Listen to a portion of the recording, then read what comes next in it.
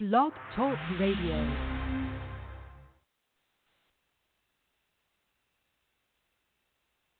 Here we go.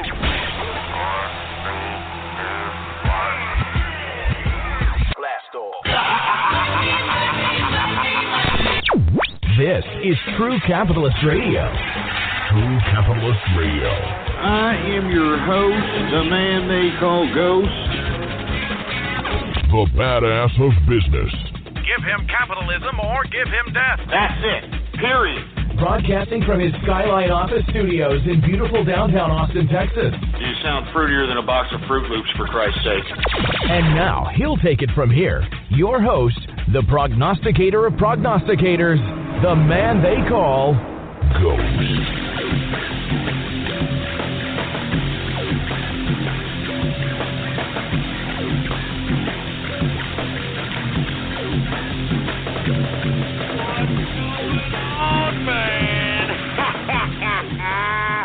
How's it going, folks? And thank you very much for tuning in with me to a special edition of the True Capitalist Radio broadcast. And, of course, I am your host, the man they call Ghost. And once again, folks, I want to thank you for tuning in with me. This is episode number 539.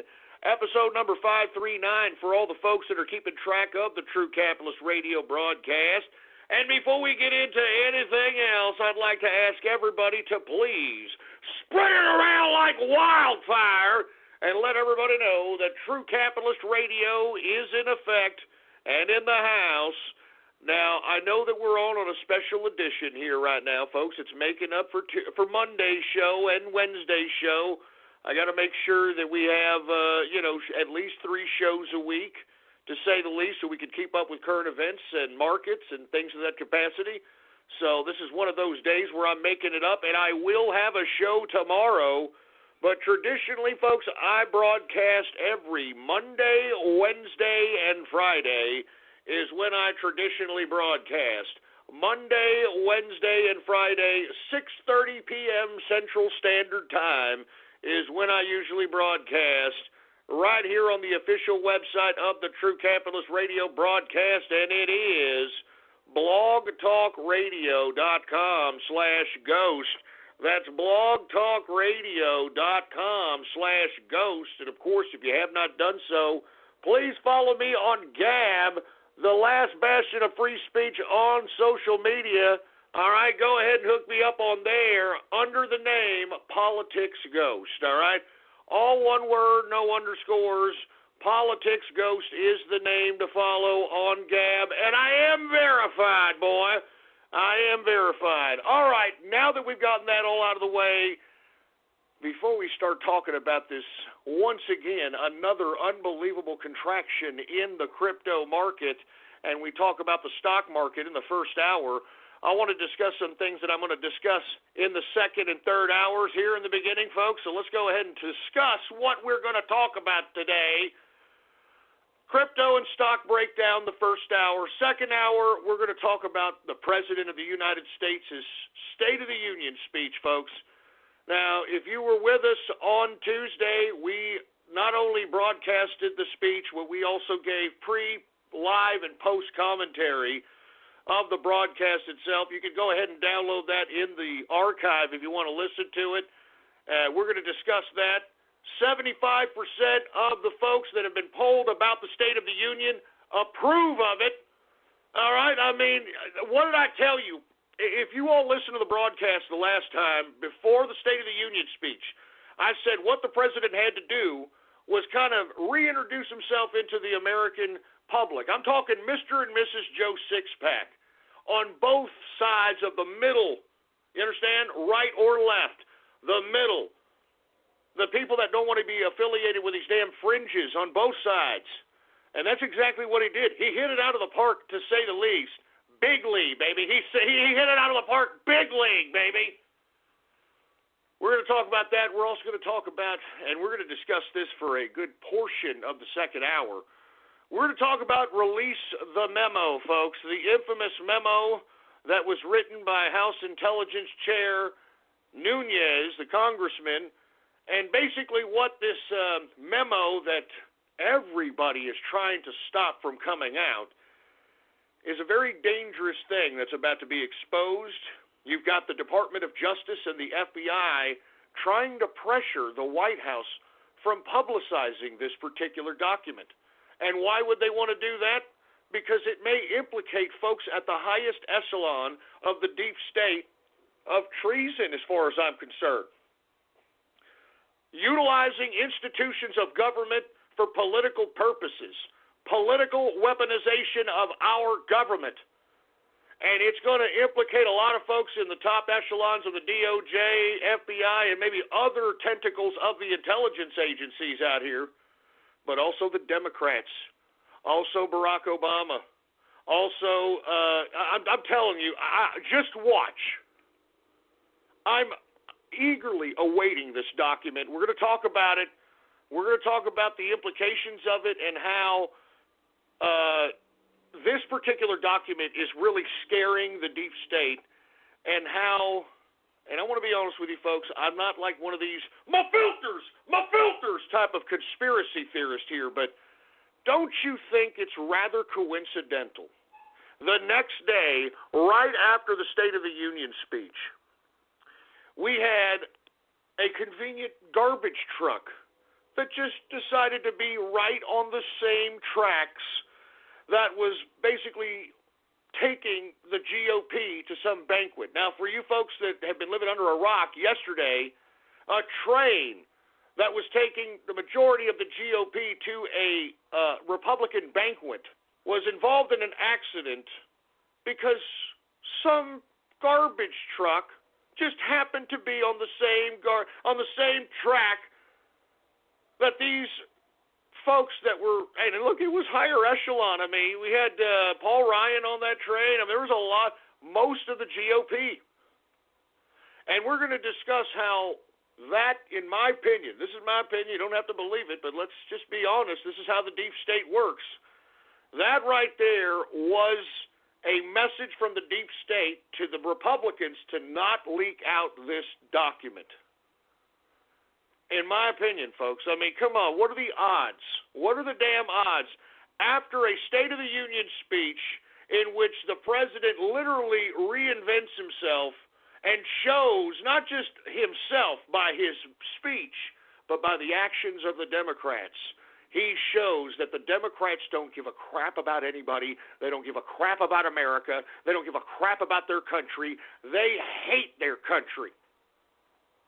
And you want to know something, folks? The reason is because these people, for whatever reason, want to just eliminate the individual choice, the individual decision-making, the individual economic freedom of people in this country so that they can be the overlords of us all. These people on the left, these people that are Democrats, and hell, even the fringes of the far right, and I'm talking about the alt-right, I'm talking about the white nationalist, these people are all a bunch of totalitarian freaks.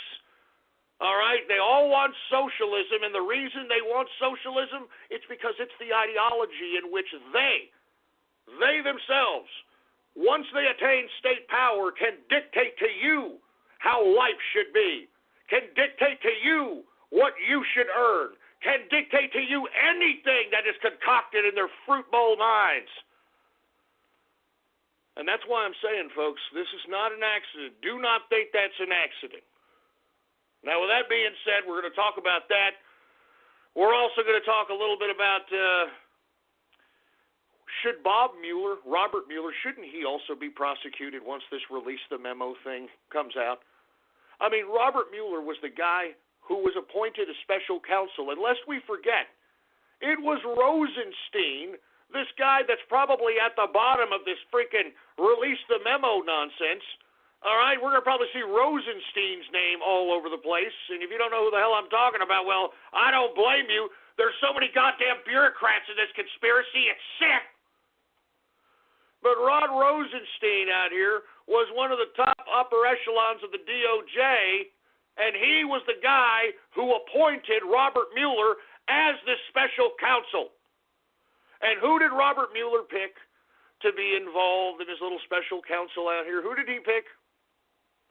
he picked none other than Democrats, anti-Trump, I mean, the worst of the worst. I'm talking about the guys that are going to be implicated tomorrow on this release the memo. Peter Strzok.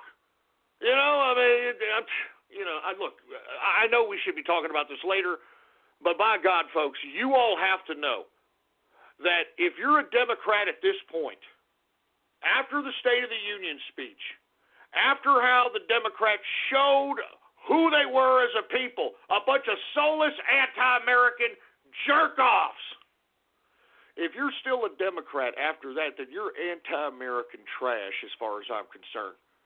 You are utter anti-American trash, and everyone in the middle of the road, in the right of the road, you all have to realize that there is no other conclusion to surmise from the Democratic Party than the actions that they showed at the State of the Union. I mean, not even the Black Caucus stood up when Donald Trump announced that black unemployment was at an all-time low. Black unemployment, all-time low. And the Black Caucus just sat down and did nothing. Nothing. I mean, what does that signify, folks? Especially you black folk out there. What does that signify when representatives that are supposed to be representing you in the body of government, when they don't even react, when they hear statistics, when they hear news, that black unemployment is at an all-time low? That means, folks, that they are what I have been advocating and saying that the Democrats and leftists and liberals are. They don't want to see you successful. Do you understand that? They don't want to see you prosperous. They don't want to see you as an individual. They want to see you as a subject. They want to see you as a serf.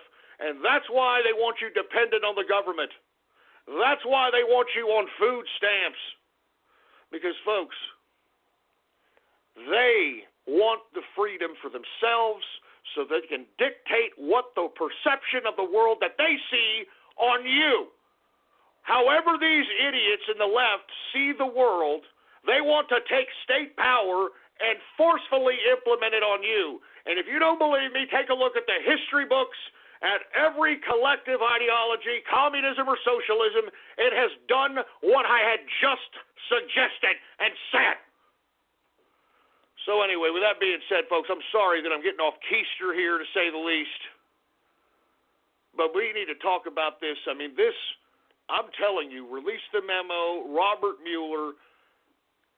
Donald Trump is taking on the deep state. And if you want my opinion, I am very, very cautious, and I'm going to move on after I say this, that these morons are going to concoct either some kind of a false flag or pull off some kind of ridiculous shock and awe type of event that, of course, the mainstream media will be all colluding on. I mean, the mainstream media at this point, folks, you know, is not some entity that is going to give you valid facts and information. These people are propaganda wings for the CIA and the Democrats. And as a matter of fact, at this point, in my opinion, there is no difference between the CIA and Democrats at this point, if you want my opinion. But we'll get to that in the second hour. We're also going to talk a little bit about the flu outbreak that's killing all these healthy people, these supposed healthy people. Have you heard about this? You got flu that is literally afflicting people that would otherwise be healthy. I read about some kid that was a 19-year-old bodybuilder, really ripped kid. You know, you could see all the, the ripped chiselness all over him, dies of the flu. Now, first and foremost, I want to first say, and we'll talk about this later on in the second hour, why this flu is so widespread, okay? I heard some kooky doctor on one of these mainstream media, I think it was Fox, I only watch Fox anyway, so Fox, some lady comes out and says, well, you don't understand. The reason that we're having such a flu outbreak during this particular season is because the strains that we have in the flu vaccines don't necessarily have this strain. Oh, really? Yeah, great. Then why in the hell are you advocating that everybody get a flu vaccine? It's ridiculous. Folks, I've never gotten a flu vaccine. Never. I have never gotten a flu vaccine, folks. And I'm going to be honest with you. I got the flu one time, okay? And I got the flu. I'm not talking about some sniffles and a head cold. I'm talking the freaking flu, baby.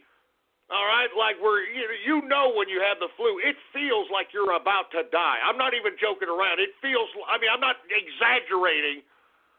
I mean, you're sweating. It's cold. You know what I mean? Your bones are aching, for Christ's sake. You got freaking mucus coming everywhere. You can't keep anything down in your stomach. It's just horrible. But the reason I'm going to bring this up is because, first of all, as I stated, the current vaccine that everybody's been shoved down their throats this year doesn't have this supposed strain that's killing people. And secondly, if you want my opinion, I think that if you take a look at the people that it's killing kids, it's killing these healthy people that are yoga instructors and people that are bodybuilders and these healthy people. If you want my opinion, the reason that it's killing them is because the flu sucks everything out of you. You have to have a little bit of meat on your bones, in my opinion. You can't be completely lean. You can't be cut and ripped. Because what the flu does is literally takes all the fluids out of you and puts you in a situation where your body has to resort to other means of, being able to take in nutrients. So, if you have a little bit of fatty stored, on yourself, you're going to be able to, withstand all the liquids, everything. You're sweating, the bone aches, you're puking, it's the most horrible feeling in the world, okay?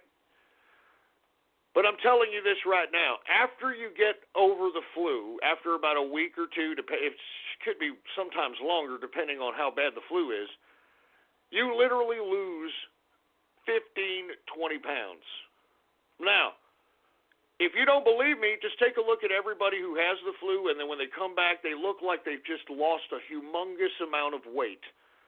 That humongous amount of weight that they lost helped them survive the goddamn flu, if you understand what I'm saying. So I just wanted to post that and talk about that because, in my opinion, I think that we're seeing a lot of people die from the flu because what people are, trying to claim as healthy is not necessarily always healthy. It looks great to be very lean. It attracts the broads, and if you're a chick, it attracts the dudes. But let's be honest with you, if you're too lean, if somebody sliced you in the stomach, you would bleed to death at a very, very fast rate. That's why, folks, if you take a look at all the old samurais and the Vikings and, these big warriors, barbarians, these guys had meat on their bones. Do you understand? These guys had meat on their bones. Why? Because they needed to take a slashing and be able to not necessarily bleed to death and have enough girth to be able to withstand those types of injuries and continue to go on in the fight. And that's kind of like what's going on with this flu, if you want my opinion. I'm sorry to get so into it as far as this early in the show about this subject, but I personally believe that's what's going on here. I don't think it's like a horrible strain of a flu. I just think that the people that are out here dying, take a look at them. They're kids that are probably malnourished. You know what, folks? I know parents, or I don't know them. Let's just put it this way. I've seen parents, let's put it this way, from afar whenever I'm out and about, literally feed their kids garbage. They literally let the kids eat whatever the hell they want. I was at a Mexican restaurant a couple of weeks ago, and there was a mother and a couple of kids just there, of course, a single mother. And I was it's very small, kind of an intimate setting, so you can kind of hear what the kids are saying to the mother saying to the kids. Mother asked one of the kids, "What do you want to eat?" And the kid says, "I just want a whole bunch of tortillas." So what does the mother do?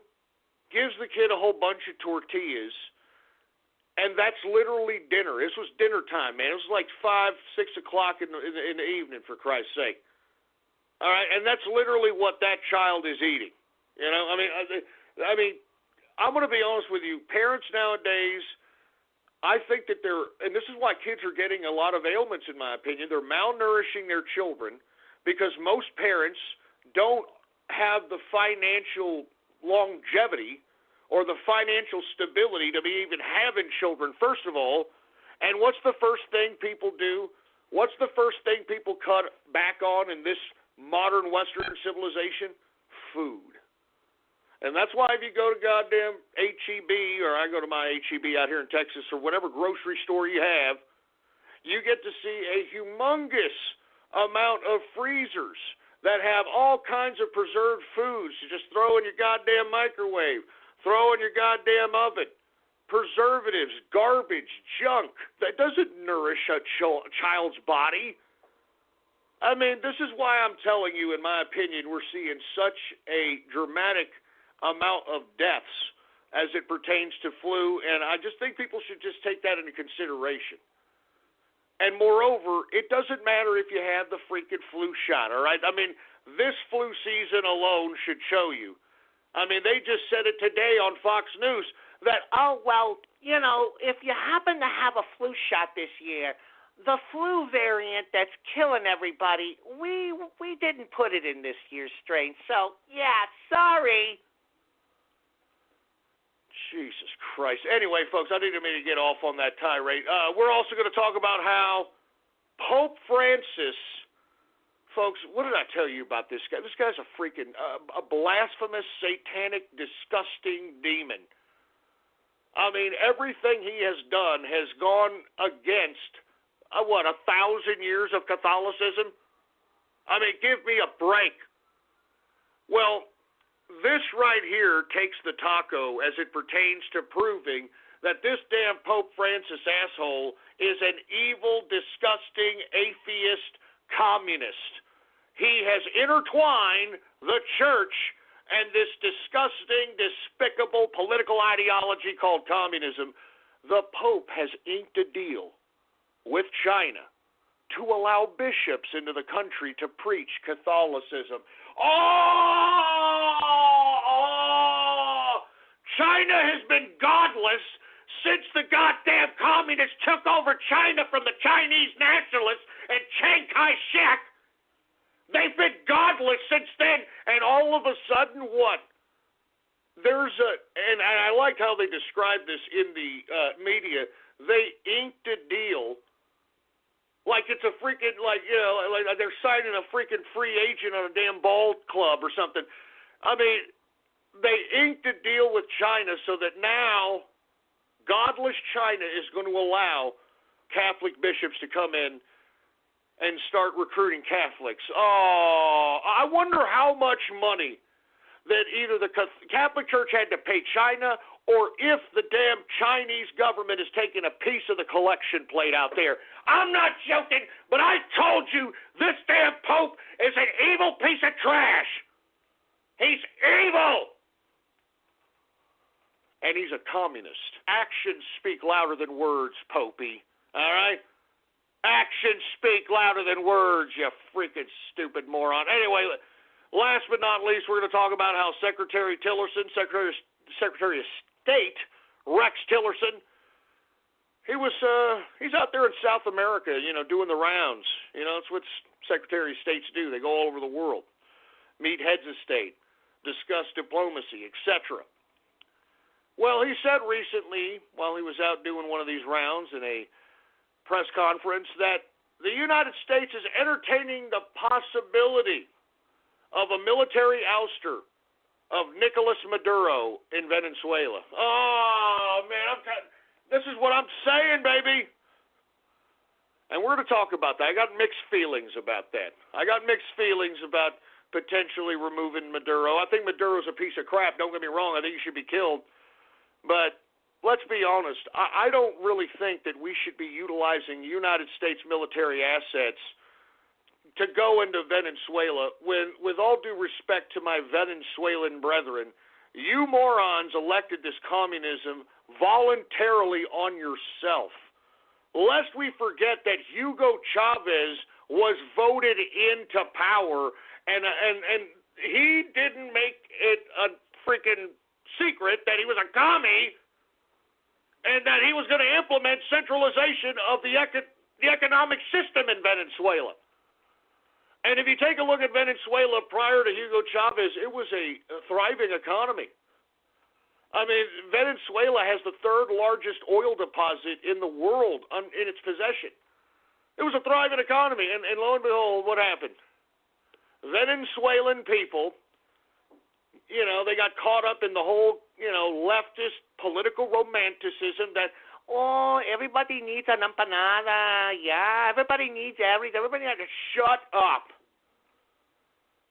I'm telling you, folks, anybody that comes along and says that they can change the world, those are the most dangerous people on the planet, and they need to be just completely removed or given helicopter rides. I'm not joking around, man. When somebody's out here and says, we need to change the world, we need to do this, and we need to do that, those are the most dangerous people. Because, okay, what are we going to change it to, and why are we going to change it? And, folks, every time somebody advocates changing the world, they're talking about changing the world the way they interpret the way they want to change the world, not a collective ideology. That's why I'm saying individual actors who end up attaining state power and claim they want to change the world. I mean, hell, take a look at the last asshole we elected as president that utilized the word change as his political mantra, and take a look at how he changed America. I mean, folks, during Barack Obama's tenure, it was almost done. He almost did it. The Democrats and communists almost did it to this country. They almost forced this country and the American people to accept a new standard, a new living standard, a new economic standard for America. And thank God Donald Trump was elected president, because as I stated, that's why I came back in 2016, folks. I did whatever I could, and everybody else did as well, to make sure that this man was elected president. And thank God he was elected president. Thank God. Anyway, with that being said, let's go ahead. I'm sure everybody is anxious to talk about cryptocurrency, right? Now, folks, I want to be completely honest with you. What we are seeing right now is Wall Street playing with the minds of the cryptocurrency investment community. Now, I wrote an article today on ghost.report, folks. That's my official blog. You can type in your browser right now, ghost.report. And I wrote an article describing what exactly is going on in the market today. And as a matter of fact, what's been going on in the market here for the past month or two? The article is called "The Majority of Crypto Investors Are Pussies."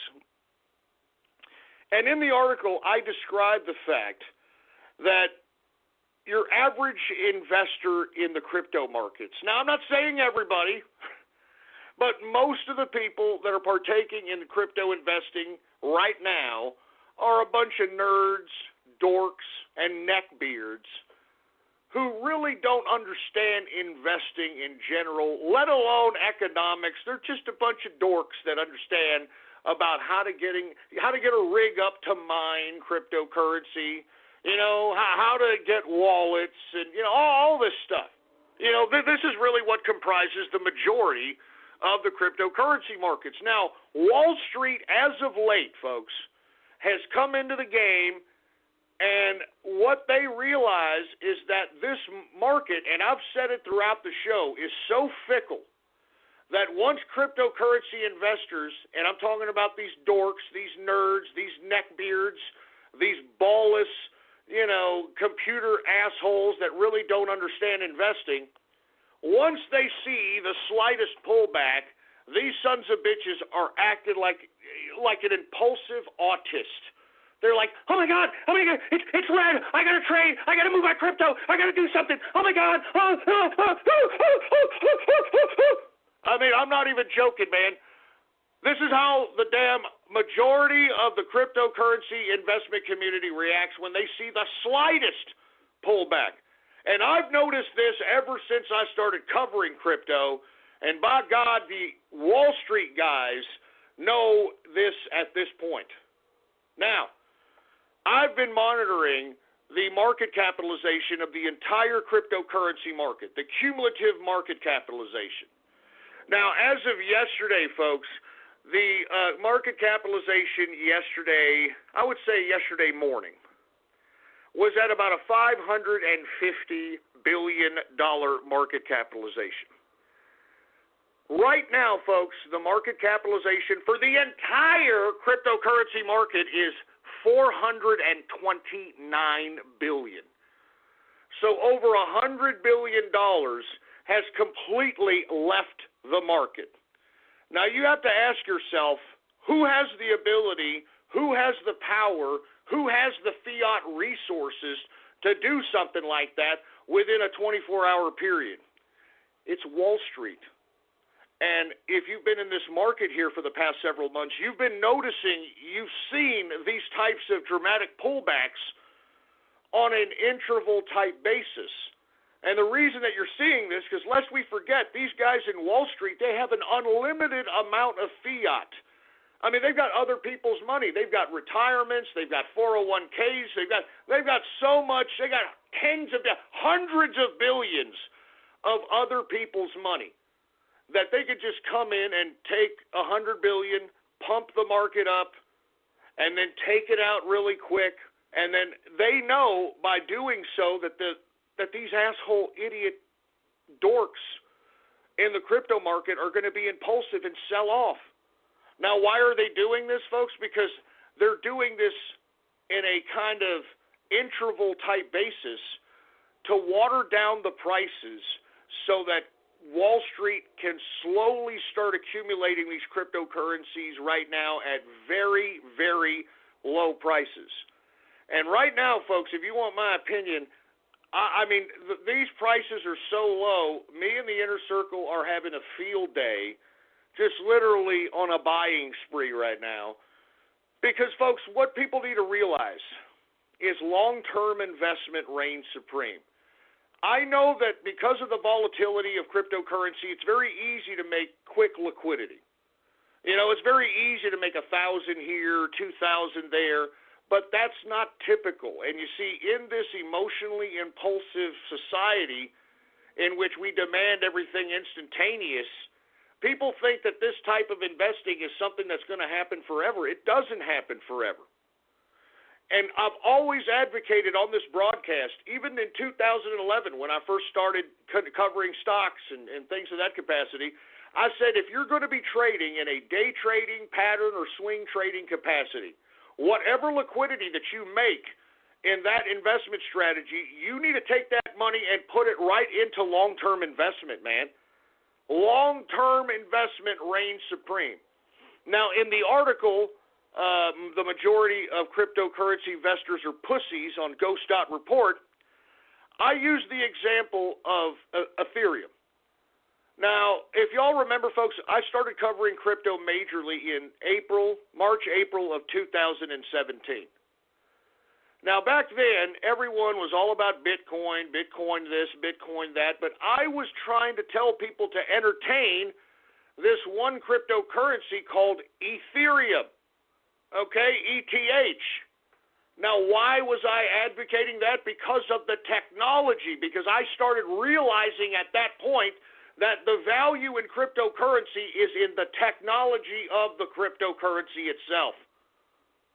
And that's what people need to realize when investing in this game. You have to have proven technology. You have to have a team that isn't just plagiarizing white papers and making big claims without actually going forward and doing something to implement them. And you see, that's what these people just fail to understand. They fail to understand that long-term investment reigns supreme. Now, back in April of 2017, I was telling everybody to entertain Ethereum. It's the future, smart contracts, etc. Folks, at the time, Ethereum was $40 a coin. $40 a coin. Okay? Now, if you would have just bought 10 of those coins, 10 coins at $40, it's a $400 investment. And if you would have just kept them and didn't do anything, didn't trade them, didn't act emotionally impulsive, and just kept and hold, folks, at least as of this morning when I wrote the goddamn article, if you would have held up to that point, you would have profited $10,653. That's not including your $400 investment. You add your $400 investment, that's $11,000 total. And that's out of a $400 investment in Ethereum back in April of 2017 for 10 coins. And if you would have held them up to this morning, when Ethereum was still at over 1,000, you would have been up $10,653.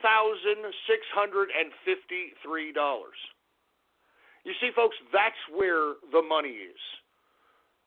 I mean, don't get me wrong. I mean, you guys that are pattern trading, you guys that are swing trading to gain liquidity, I'm not hating on your game. I do it. The inner circle does it. But don't think that that's going to make you some big rich asshole. All right? It's not. If you're wanting to get rich, I would not suggest that you do it in swing or pattern trading. Swing or pattern trading is a strategy that you utilize to gain liquidity. And if you gain good liquidity during the swings upward, then you utilize that profitable liquidity and put it into long-term investment. And you see, folks, what I don't understand is that every time I see new investors, we got a couple of them in the inner circle, and they see a little bit of red, they're just scared shitless. They don't know what to do. I mean, we try to calm their asses down and say, bro, don't worry about it. It's the market. I mean, you know, I'm explaining to them that we've got Wall Street. They're playing the game. They're watering down these prices. They're slowly accumulating the goddamn cryptos that they know and we know are going to be very, very profitable within the next 3 to 4 years, 5 years. And they're doing this. I mean, this is what I'm telling you. And you see, these guys are just like, no, man, I don't want to lose my money. I'm scared. And you know what? You don't lose money. And this is what I keep telling you, folks. You don't lose money until you sell it. Once you sell it, you've lost money. You understand? Once you sell it, then you've lost money. But if you sit and hold, as long as you're not with some scam like BitConnect, or that other recent ICO that basically took everybody's money and ran, and now if you go to that ICO's website, it just says the word penis on it. You can read about it. I'm not even joking. But you have to know that whatever you're investing in, the technology is going to be around, and it's going to be in demand for at least the next 5 years. And you see, that's what I keep telling everybody right now. Whenever you see red, you shouldn't sell off. You should try to accumulate whatever you've got left in fiat reserves or sell off gold reserves, sell off stocks, whatever, to buy more. Because I'm telling you, this is what Wall Street's doing. That's why they're moving. And me and the inner circle have been observing the market capitalization of this swing of $100 billion in and out of the market. $100 billion in and out of the market. And for you folks that have been in the cryptocurrency markets for a while, you've seen it swing dramatically. It's Wall Street, man. It's Wall Street pulling the plug, and they know that this damn cryptocurrency market is a bunch of dorks that are going to react accordingly. You see, Wall Street's not stupid, man. These guys have been in the game for a long time. I mean, hell, look at Warren Buffett. Warren Buffett, folks, didn't get rich pattern or swing trading. As a matter of fact, Warren Buffett doesn't invest in anything that he isn't going to at least hold for 10 years. That's what made Warren Buffett a billionaire, long-term investment. And that's what I keep telling you folks. Some of you folks are like, oh, man, you know, the contraction, I bought before the contraction, I'm holding the bag, and Hey, folks, if everybody knew when the bottom was the bottom, then it would be communism. All right? then it would be a rigged system. It'd be a rigged game. I mean, what makes people, kind of experts in this game is to call as close to the bottom as they possibly can. And as you can see, folks, all you guys that are chart analysts, you like chart fundamentals. You know all the nicknames to the certain waves, teacup chart and all that garbage. You notice that those types of chart fundamentals, they're moot in this cryptocurrency game. It doesn't even matter. You can analyze a chart all you want to. I mean, this is not the stock market. These are erratic, emotionally impulsive buy-ins and sell-offs. And I am suggesting to you all, make all the liquid you can during those swings, but hold on to the cryptos that you know. And, folks, every crypto that I cover on here, with the exception of those that I say are short-term plays, are all long-term investments. Now, once again, if you would have listened to me back in April of 2017, and you would have entertained just buying 10 Ethereum, 10, that's it, $40 a piece, that would have been $400. And as of this morning, if you wanted to sell them off, you would have profited $10,653. So that's why I keep telling you folks that you need to realize that these contractions are just a part of the game. And sometimes you got to wait for your money. But you don't lose money until you sell off. All right? And I hate to bring this up again, but it's one of my favorite stories because there was an Inner Circle member that bought into EMC. This is Emmer Coin, by the way, folks. I also think Emmer Coin is still a good buy. As a matter of fact, since it's contracted, it had gone up to about $11. It's at about $4.19 right now. EMC. I had suggested this coin to the Inner Circle during the summertime, and we all got in. We all made purchases on this. We all held. But one person in particular bought 3,000 of these at $1.15. 3,000 at $1.15. Now, if you see the chart, I mean, after that one initial 115, and I think it went up to about 120, 130, something like that, it was literally, pretty much a nothing burger from the summertime until it hit January. And then once it hit January, all of a sudden the damn thing exploded. Now, this guy was literally tempted many times to just sell off the damn Emmer Coin because he was a little impulsive, just like anybody, and he wanted money. He thought that he could trade himself out and trade himself out of the hole.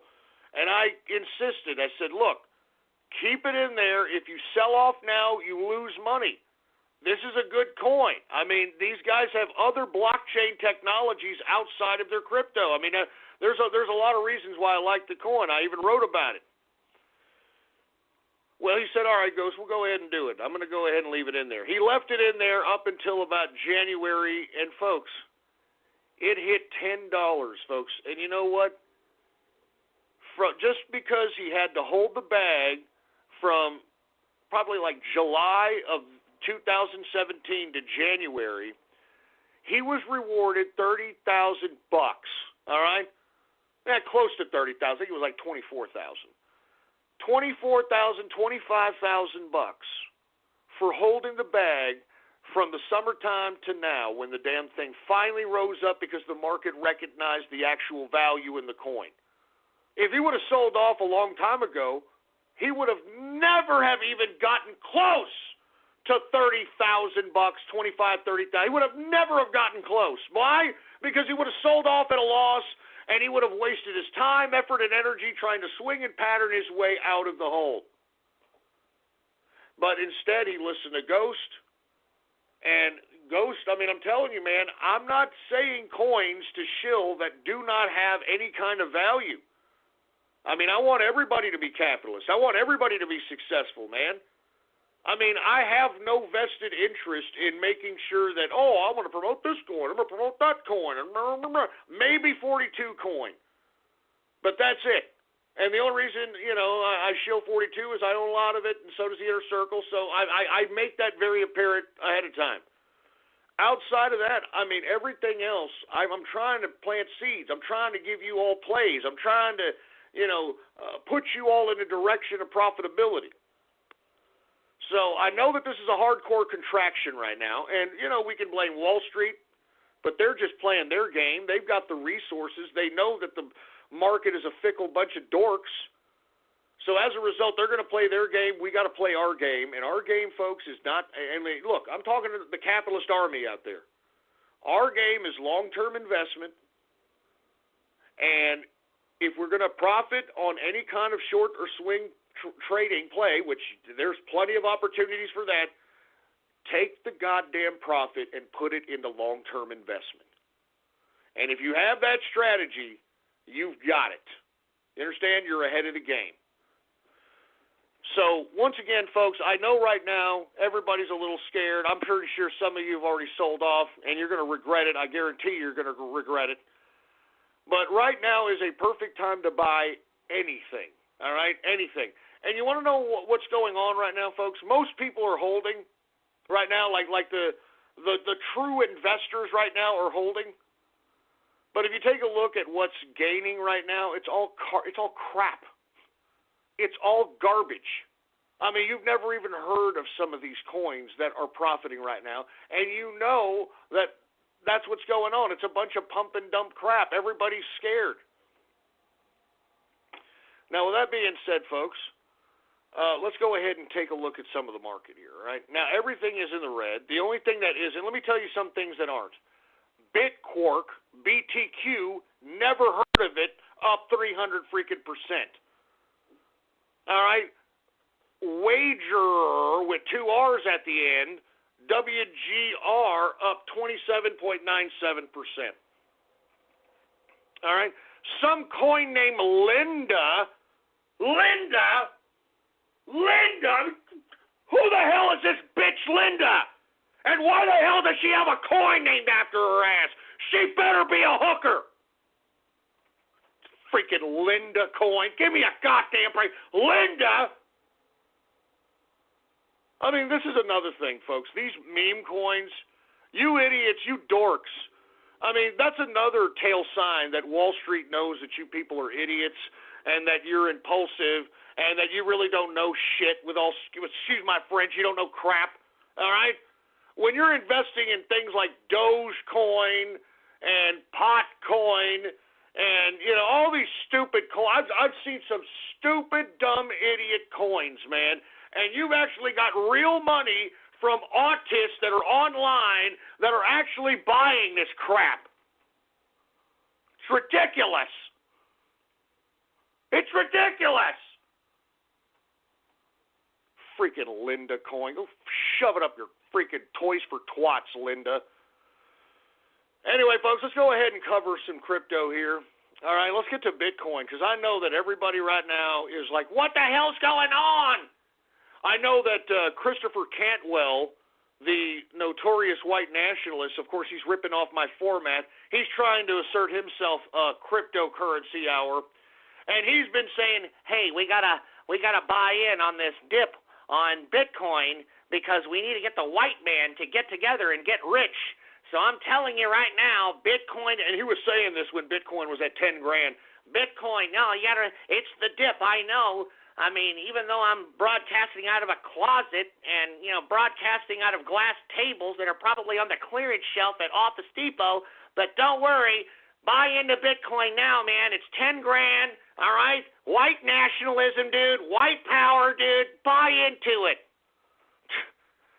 Hey, Cantwell, just imagine you had some people out here that are rich white folk, okay? And they're like, you know what, Cantwell, you're right, boy. I'm going to get me a couple of Bitcoin right now at 10 grand. And they actually put out the money. 10 grand a Bitcoin. Well, you'd be pretty upset right now. Let's just put it that way. Let's take a look at Bitcoin, all right? BTC, current market cap, good God, man, $146 billion market cap? I remember seeing it at $250 billion, for Christ's sake. Anyway, current circulating supply is 16.8 million in circulation.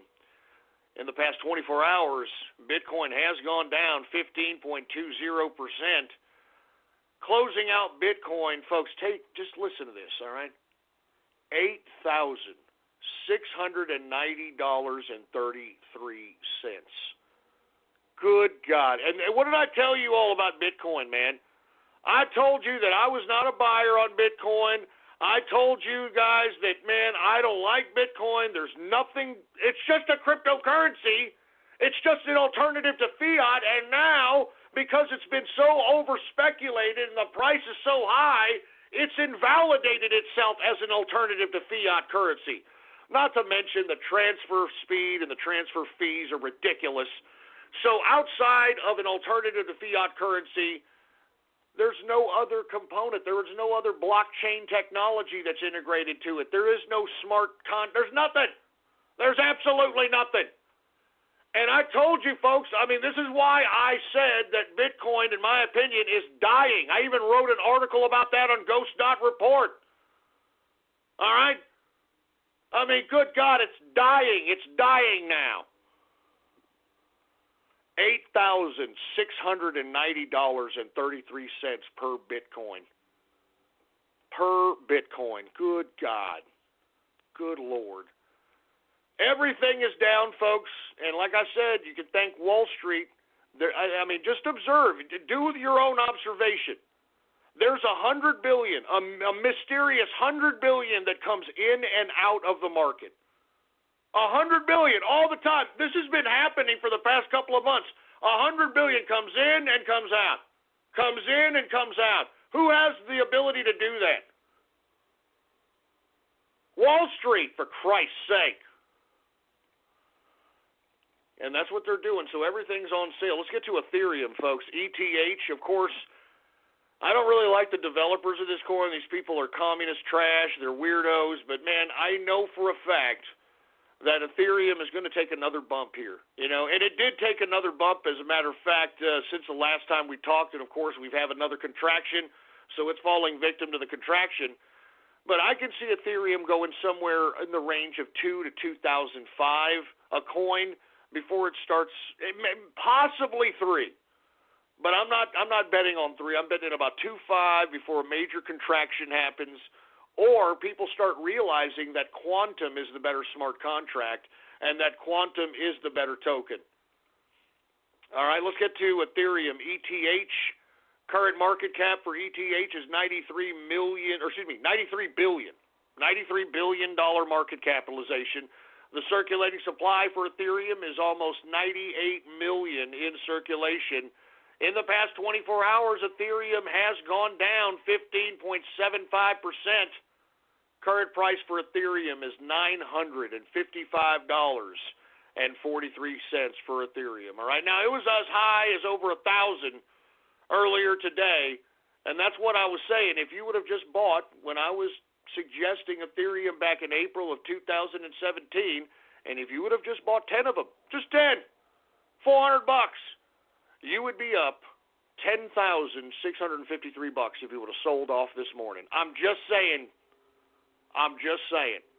Let's continue going. Bitcoin Cash, folks. Bitcoin Cash. Now, the reason I'm covering some of these is because, lest we forget, Robinhood, which is a application, and I believe it has also a desktop program now, trading platform. We've talked about Robinhood in the past when we were discussing trading platforms that people can independently find. Robinhood is a zero-fee kind of a brokerage firm. They make their money, I believe, on other fees like transfers and margins, things of that capacity. But Robinhood, the stock trading platform, is now going to integrate cryptocurrencies into its stock trading platform. Yeah. Now, the reason I bring this up, folks, is because that means here, once Robinhood starts rolling out cryptocurrencies on its trading platform, we're going to see a humongous bump up in cryptocurrency. All right, now, what exactly or when is it going to happen? Well, right now, folks, Robinhood is slowly, incrementally releasing the option to trade in cryptocurrency. It's got limited availability, okay? It's going to roll it out like right now. The states that are going to be able to do it this month are going to be California, Massachusetts, Missouri, Montana, and New Hampshire. And they're going to add support for more states. But I like how they're doing this in a very incremental capacity so that they can build the network and the back end necessary to be handling all the volume that is going to be encompassed in this particular Robinhood stock trading and now crypto trading platform. Now, they're going to trade 16 different cryptocurrencies. And, folks, I want to be honest with you. I'm a buyer on almost all these here with the exception of about 2 or 3, and I'll tell you which ones. But the reason I'm bringing this up is because, folks, this is going to be another place to buy cryptocurrency in which you can transfer money from your bank to your stock trading platform on Robinhood and either be able to start trading stocks or start trading crypto. And in this platform, you'll be able to trade crypto for stocks, stocks for crypto, etc. You'll be able to cash out your crypto on this platform. And by the way, there is a 0% transaction fee when trading on Robinhood. So once again, you are going to see an increased amount of volume, first of all, on all 16 of these cryptocurrencies. And in my opinion, I think that we're going to see a raise in all of them, or at least most of them as well. Okay, now let me name the 16 cryptocurrencies that are going to be introduced into the Robinhood stock trading platform. It is obviously going to be Bitcoin and Ethereum. They're the first ones that are going to be starting in February. But they are also going to slowly introduce the rest of these cryptocurrencies in their trading platform. And it is as follows: Bitcoin Cash, Bitcoin Gold, Dash, Dogecoin. I can't believe freaking Dogecoin. Give me a freaking break. Ethereum Classic, Lisk. Y'all remember me talking about Lisk? Litecoin, Monero, Neo, Amisgo, Quantum, that's right, boy, Quantum, Ripple, Stellar, and Zcash. So those are the cryptocurrencies on the list that are going to be available for trading on the Robinhood stock trading platform. And, folks, if you've downloaded Robinhood and tried to sign up for an account, I think there is a waiting list of over 2.5 million people or some crap. Everybody wants to get on damn Robinhood and start trading crypto, baby. So, mark my words, there's going to be a lot more increase in the damn price on these cryptocurrencies. And I'm telling you right now's the time to buy. If you ain't buying right now, then I don't know what you're doing. Anyway, let's get to Bitcoin Cash. This is the one I was trying to get to prior to letting everybody know that Robinhood is going into the cryptocurrency game. Let's get to Bitcoin Cash, symbol BCH. Current market cap is $19 billion. The current circulating supply is 16.9 million in circulation. The past 24 hours, Bitcoin Cash has gone down 21.82%. Current price for Bitcoin Cash, folks, $1,170.27. Now, the reason I like Bitcoin Cash here for at least the next 2 to 3, maybe even 4 months, is because Bitcoin Cash can, it's in the name. It can obviously be an alternative to fiat. And the reason I say this is because even if the price gets up to about $3,000 or $4,000, you could still, that's still within the range to exchange goods and services as an alternative to fiat. But once you start going over $5,000, $6,000, and the volatility starts falling like 2,000 or 3,000 within a week, it's just economically invalid. It's not suitable for an alternative to fiat. And secondly, Bitcoin Cash's transfer fees are extremely low. All right? Extremely, extremely low. So that's why I like this as an alternative to fiat.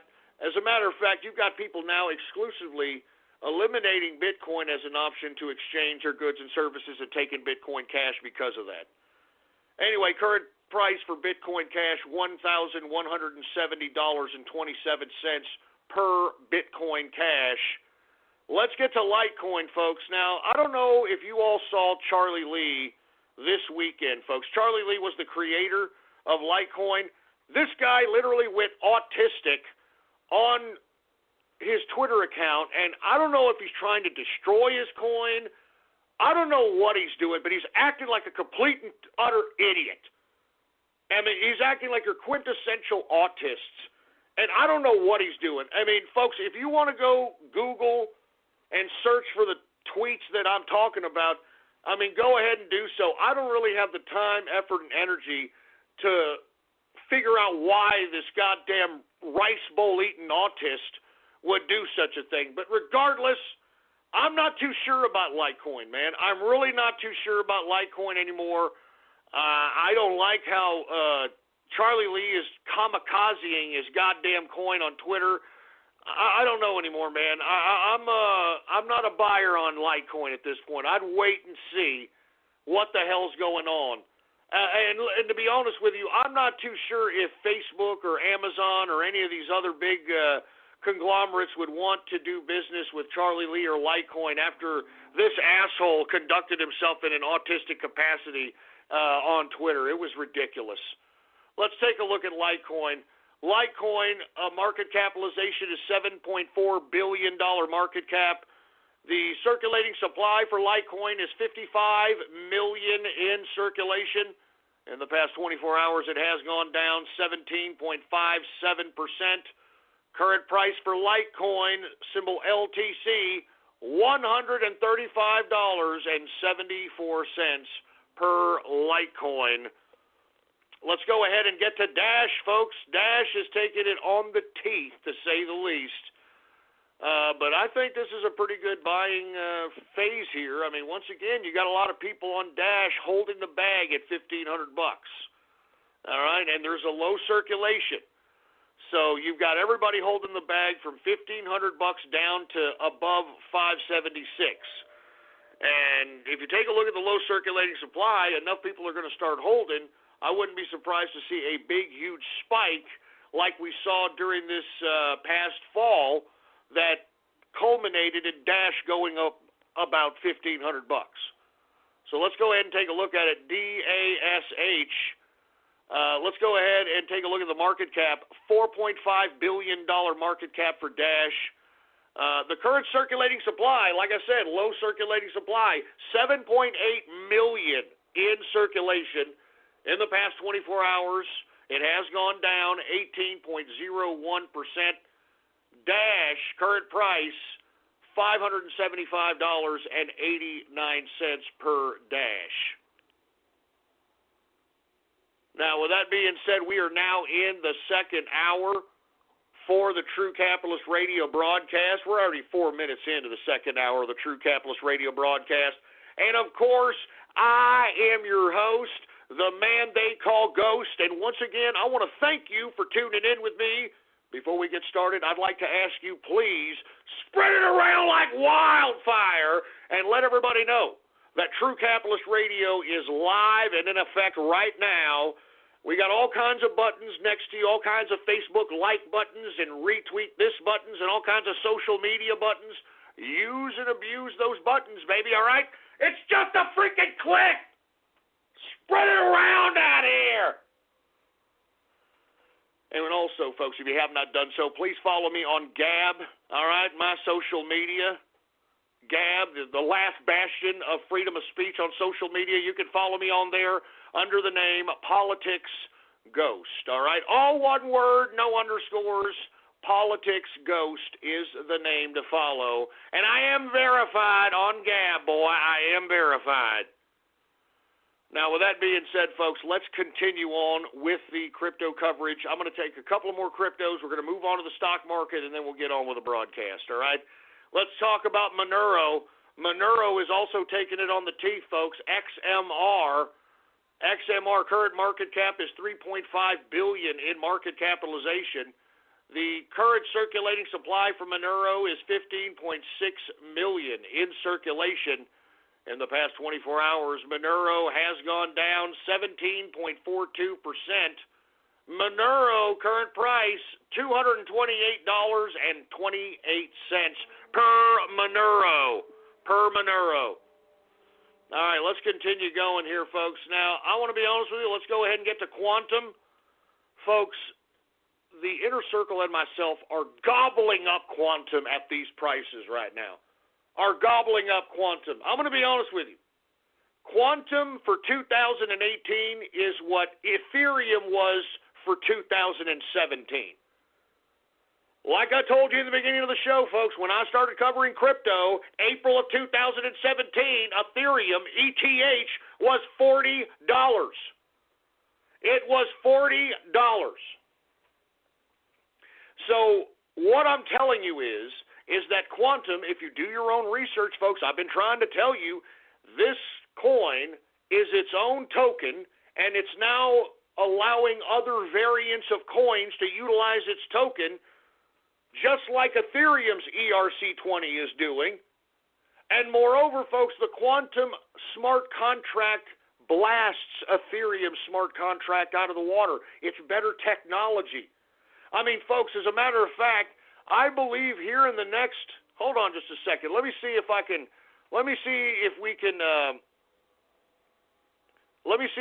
see if it's already blasted off here, folks. All right, for you folks that are unaware, quantum is about to launch a node into space.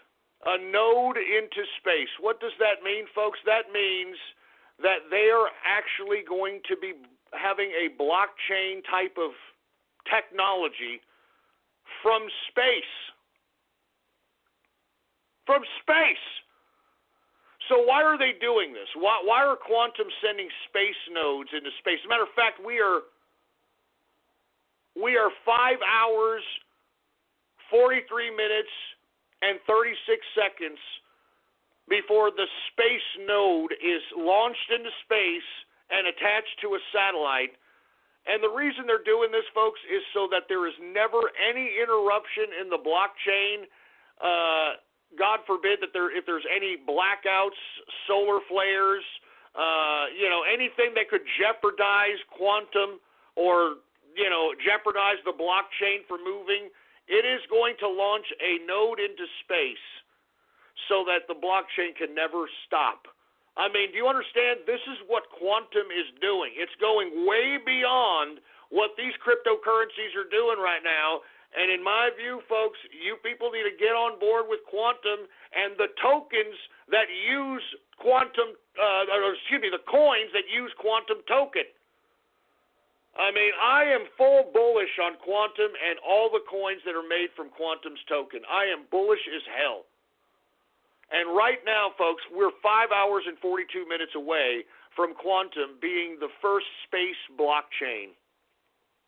The first space blockchain, baby.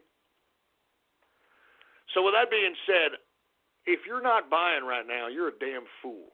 Because aside from quantum raising in value, because I think that quantum could easily be $500-600 by the end of the year. And I could be underestimating, but I'm being conservative here. I think by the end of 2018, we're going to see quantum at about $500 a coin.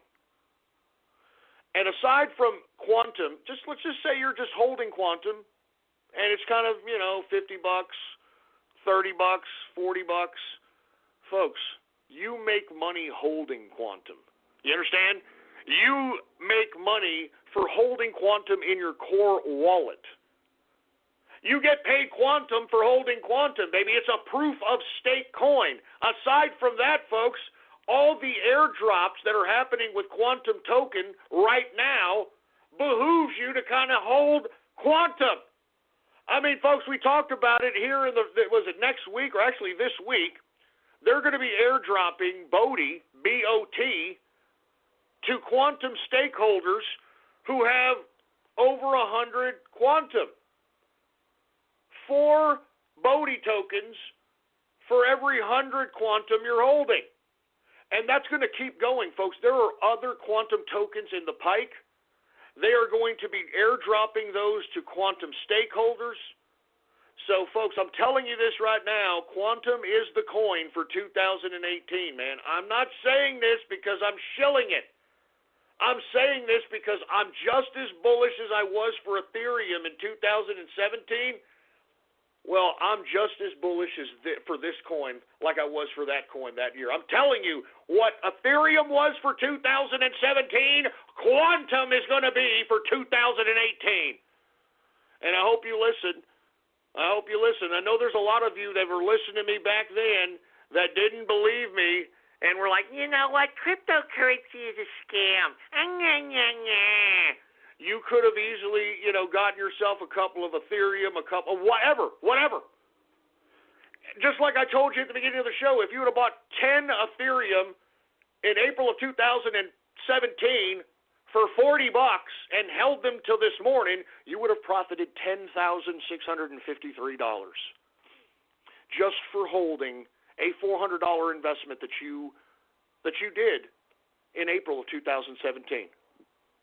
Long-term investment reigns supreme. Repeat it after me, boys and girls.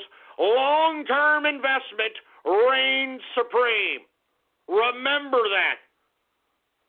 Let's get to quantum, symbol QTUM. QTUM. Current market cap is $2.2 billion in market capitalization. The current circulating supply is 73 million in circulation. In the past 24 hours, quantum has gone down, folks. It's gone down like everybody else, 24.45%. Current price for quantum, I'm telling you, this is a buy, for Christ's sake. $31.09. Folks, I purchased quantum when it was $7. When it was $7. I am holding a plethora of them at $7. So I don't really care how low it goes at this point. I mean, I knew this coin was the future.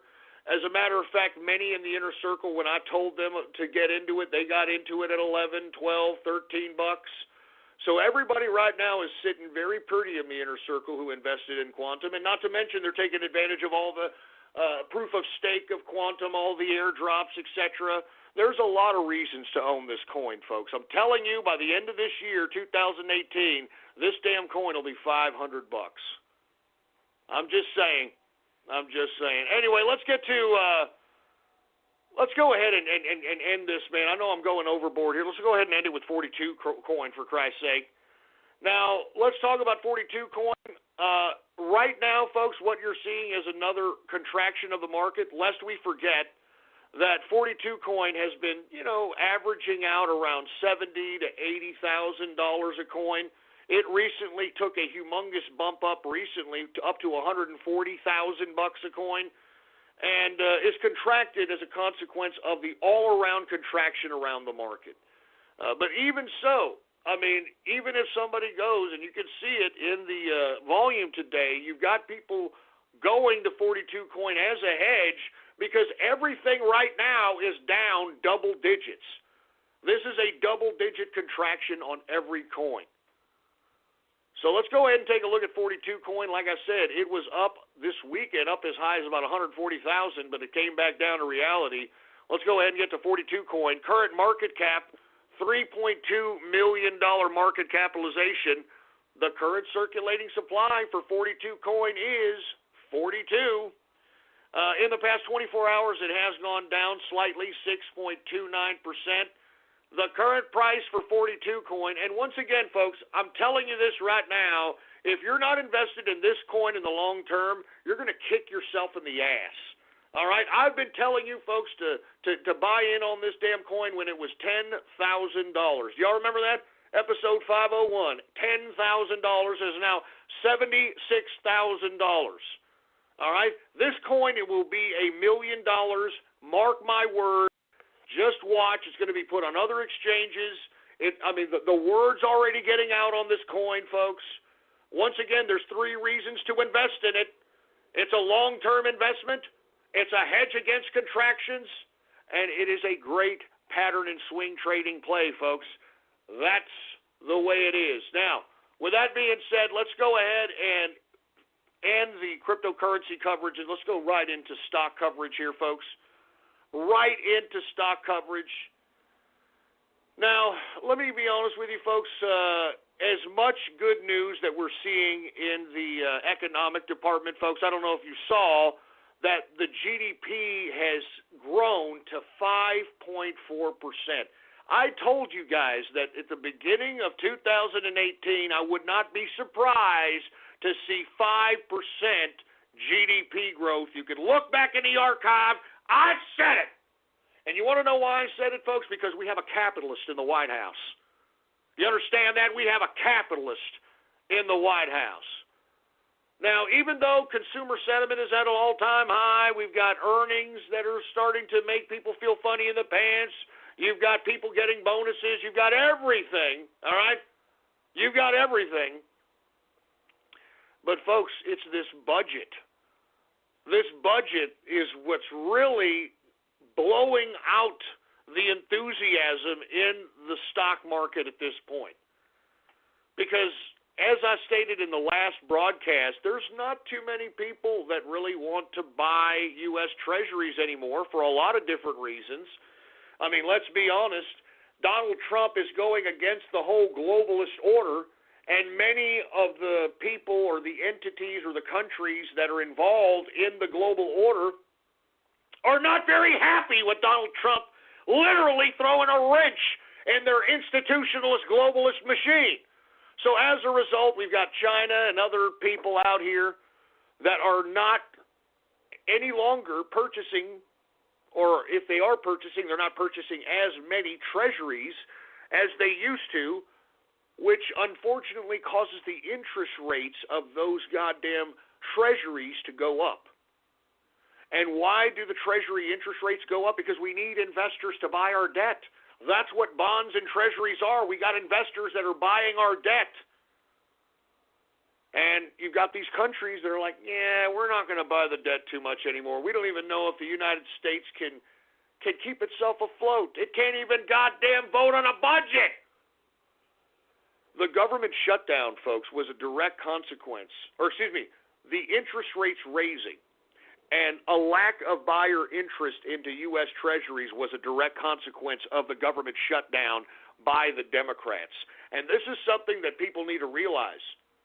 I mean, this is why we're not seeing big influxes on the U.S. dollar or on the equities market in the United States or commodities, because we're in a realm of uncertainty now that we've got the international community not wanting to buy United States treasuries anymore. This is a big deal. This is a big goddamn deal. Anyway, with that being said, let's take a look at the Dow Jones Industrial. You know the Dow. What have I been saying about the Dow Jones Industrial? I am bullish on the Dow Jones Industrial, baby. All right, I said I was bullish until fourth quarter of 2018, and then we'll wait and see what happens, because there's a lot of factors that could potentially blow the sail out of the wind of this bullish market in fourth quarter 2018. But we'll assess those when we get there. Let's go ahead. Once again, 5.4% GDP growth, baby. We're back. America's back. It's a capitalist nation again, and I'm telling you, mark my words, 2018 is the year of the capitalist. So if you want to be a capitalist, if you want to use your ambitions, your prowess, your creativity, your skills, so that you can utilize capitalism to carve out your own destiny, 2018 is the best year for you to do so. My God, I'm telling you this right now. Let's take a look at the Dow Jones Industrial, boy. Dow Jones Industrial is up 37.32 points, a percentage increase of 0.14%, closing out the Dow Jones Industrial at 26,186.71 points for the Dow Jones Industrial. Now, the S&P and the NASDAQ, little different story. Let's take a look at it. S&P is down 1.83 points, a percentage decrease of 0.06%, closing out the S&P at 2,821.98 points for the S&P 500. We've got the NASDAQ. The NASDAQ is down, folks, because believe it or not, Google missed estimates. All right, I think all the crackdown on what they're doing on YouTube, and I don't know, they're going a social justice warrior route. I don't know what they're doing, but they missed the street's estimates for earnings, and that's what's really hurting the NASDAQ at this point. Let's take a look at it. NASDAQ down 25.62 points, a percentage decrease of 0.35%, closing out the NASDAQ at 7,385.86 points for the NASDAQ composite. Let's go ahead and take a look at commodities, folks. All right, we're going to run down these commodities and move on with the show. I know that we've been kind of going overboard here. Let's talk about energy. What have I been telling you about gas prices going up, folks? I told you it's going to continue happening. Not only is OPEC cutting its production, or it already cut its production, 500,000 barrels, but lest we forget, folks, we have a refinery problem out here in America. And a lot of those refinery problems have to do with the regulation that the Obama administration put on any other refineries to be built. And at the same time, the hurricanes have also hurt a lot of the refineries that refine oil into gasoline. So that's why we're seeing gasoline going up, baby. And you probably are aware of this if you use your car to get around. Let's get to energy. WTI sweet crude is up 31 cents, a percentage increase of 0.47%. Current price for WTI sweet crude is $66.11 per barrel of WTI sweet crude. We've got Brent crude also up 16 cents, a percentage increase of 0.23%, closing out Brent crude at $69.81 per barrel of Brent crude oil.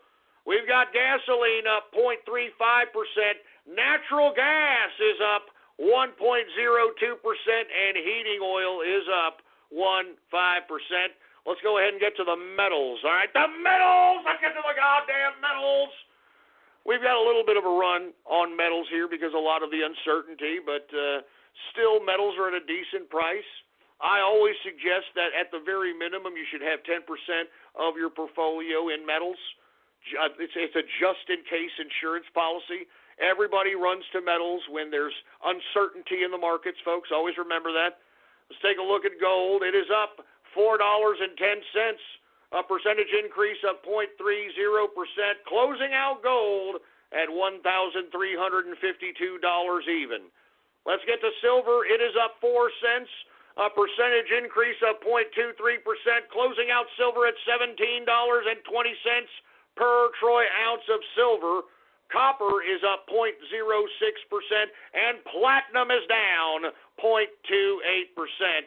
Let's go ahead and get to agriculture, folks. Agriculture, grains, corn is down 0.07%, wheat is down 0.17%, oats is up 0.19%, rough rice is down 0.28%, soybean is up slightly 0.03%, soybean oil is down 0.30%, canola is down 0.48%. Let's get to the soft, shall we? Let's get to cocoa, the base of chocolate. What have I been telling you? We're getting close to Valentine's Day, and we're seeing a bump up on cocoa. It is up 1.05%. Let's get to coffee. Hey, dude, just don't talk to me. Oh, don't talk to me unless I have my coffee, dude, please. Shut up, you goddamn hipster fruit. Shut your stupid salmon-smelling hole, for Christ's sake. I need a drink. Give me my freaking drink. Jesus Christ.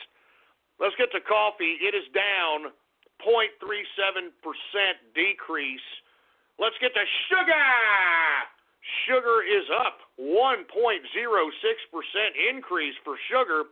Orange juice is up 0.20%, and we did see a freeze in Florida, folks. I'm just saying. Let's get to cotton. It is up 0.03%. Lumber is up 0.89%. Rubber is up. We're getting close to Valentine's Day, so everybody's going to be using prophylactics. So rubber is up 0.36%, and ethanol is up the roof today 2.28% increase for ethanol. Now let's get to livestock, folks. Let's get to livestock. Let's get to live cattle. Folks, live cattle has gone up today. I don't like it.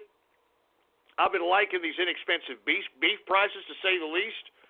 I don't know what's going on. Live cattle is up 2.44% increase. 2.44% increase on the day. Cattle feeder is up 3.10% increase on the day. Good God. And lean hog, folks, is up 0.80%. And that, my friends, is the markets for your ass, all right? Anyway, folks, I want to thank you very much for tuning in with me. And before I get started on anything else, I forgot to cover Zcash as far as a cryptocurrency is concerned. Zcash is, I'm still bullish on Zcash. It's also part of the one of the lists of coins that are available on or are going to be available to trade on the Robinhood stock trading platform. I still think, based upon the low circulation of the cryptocurrency Zcash, it is a perfect time to mine. Now, with that being said, folks, I definitely want everybody to take a look at genesis-mining.com. All right, they've got Ethereum and Zcash contracts right now. They've got them. They're available again. Look at my gab. Check out my gab. Look at my gab. Check out my gab right now. They have got Ethereum and Zcash contracts once again, folks. And I want to be honest with you. I actually think that the mining contract is a hell of a lot better than real-life mining. Now, there are guys out there that are technologically savvy. They like the troubleshooting and making sure the damn thing doesn't overheat and all this crap, man. I get it. But if you want peace of mind and you want to be able to mine for a 2-year basis, folks, people who purchased Ethereum mining contracts, I was one of them. I've already quintupled my freaking money on my mining contract, and I still have a year left. Everyone who's in the inner circle that bought a mining contract, they are just praising yours truly, saying thank you, Ghost, for hooking us up, man. I'm not joking. Take a look at it for yourself, folks, all right? Everybody in the inner circle has a mining contract. It's very convenient. Daily payments. Genesis-mining.com. Take a look at it. And, hey, you need a discount code, baby. All right? If you see the prices, you can get a discount by typing in this discount code, baby. You got to have a discount code.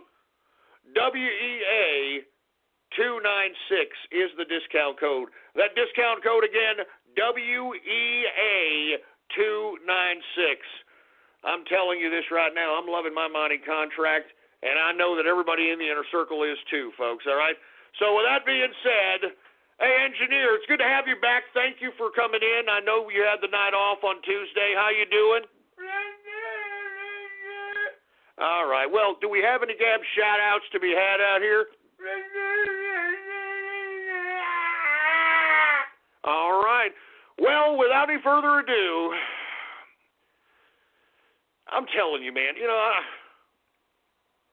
Gab shout-outs. Anyway, we're going to take some Gab shout-outs, all right? And we're going to take it right now, all right? Good God. Anyway, we've got BN King in the house. What's going on, man? We've got, I'm not going to say that stupid name, Millie with the Willie. Oh, no, not again. No! Freaking Millie with the Willie. Where do you come up with this crap? What was it? A couple of shows ago, it was freaking slag with a meat bag, sluts with nuts, dolls with balls. I mean, what are y'all doing with this crap? What is your problem? What is your freaking problem? Millie with a Willie. Give me the mic. Goddamn mic, for Christ's sake, man. Jesus Christ. Can we get some real Gab shout-outs going on, man? Please? Please? Anyway, we got fly on the wall trading. The Texas telemarketers, just shut up, you stupid moron, all right? Shut up. $3.99 to call Linda. Shut up, you son of a bitch, trying to make fun of my goddamn hotline, man. You know something? Let me tell you something. All right?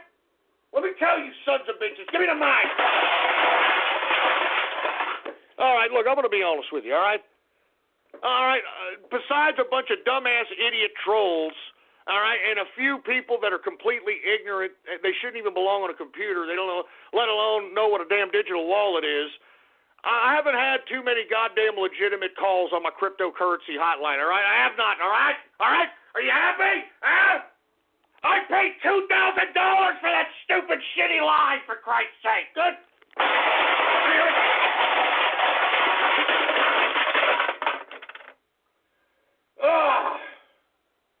And, you know, I got all you trolls, you know, you're rubbing it in my face, and you're talking garbage. You're making fun of me, for Christ's sake, man. Give me the mic. Damn it. Son of a bitch. Now, look, I'm going to be honest with you, all right? I'm going to do something different with the line from now on, all right? This is what I'm going to do, all right? All right, it's not going to be for, you know, cryptocurrency. It's not going to be a freaking hotline. You know what I'm going to do with the line? All right, I'm going to tell you what I'm going to do. Instead of, like, selling things like, you know, on the internets or something to that capacity, I'm going to use that line so that people can pay for merch. All right, and you know what I'm going to do? I'm going to be honest. I've been thinking about this. Not even the inner circle knows about this. I've been thinking about creating an official True Capitalist Radio chat room. I'm talking about True Capitalist Radio chat room that can encompass everybody in the community, no matter who you are, okay? No matter who you're. Now, look, I can't just let it for free because you know that's going to end in a very bad situation. We're going to have clones and assholes and idiots with like 8-9 devices. I mean, all that garbage. We can't do that. We can't do it. All right? So I'm thinking that, you know, we're gonna start this chat room. It's probably going to be on Discord, of course. Okay? And I'm thinking that people can get on the chat room and be official by just calling up my line, and you will be billed accordingly, like that. Right? Like, once you reach Ghost, all you've got to do is tell me your Discord name and your email address, and that's it. All right? Keep everything, just keep everything anonymous. You know what I mean? That's all you got to do. Keep everything anonymous so that, you know, people can still be trolls, and they can do this, and, you know, whatever. Okay? Because I know I've been asked 1,000 times about a damn True Capitalist Radio chat room, and I really don't want to open it to the regular public, man, because we'll be bombarded by thousands of freaking trolls that'll literally crash a goddamn chat room or crash people's computers with so much shit posting. So that's what I'm going to do. I don't know when I'm going to do it. I'm probably going to do it maybe, I don't know, let's get a chat room going this weekend. You know, let's get a chat room going this weekend, man. I'll tell you what, we'll do this. I'll give you more information on Friday and on Ghost.Report. And let's have a True Capitalist Radio chat room party for the initial original members of the chat room this Saturday night, all right? I mean, we're going to be doing, literally, I'm sure the inner circle's like, what the hell are you talking about? I'm serious, man. All right? I'm talking, look, I'm going to give you more information. I'm just concocting this right now. I'm literally just saying this off the top of my head. All right? And not to mention, everybody's going to get first dibs on shout-outs and whatever the hell you want. I'm going to pay attention to the chat room. So if you idiots are trying to talk garbage to me or whatever the case might, whatever. All right? Either way, man, we need an official chat room. And you know what? I'll even, if you join the chat room and you pay via the goddamn line, I'll even send you something. How about that? Let me see. What the hell do people want? How about the pause hole? Remember that?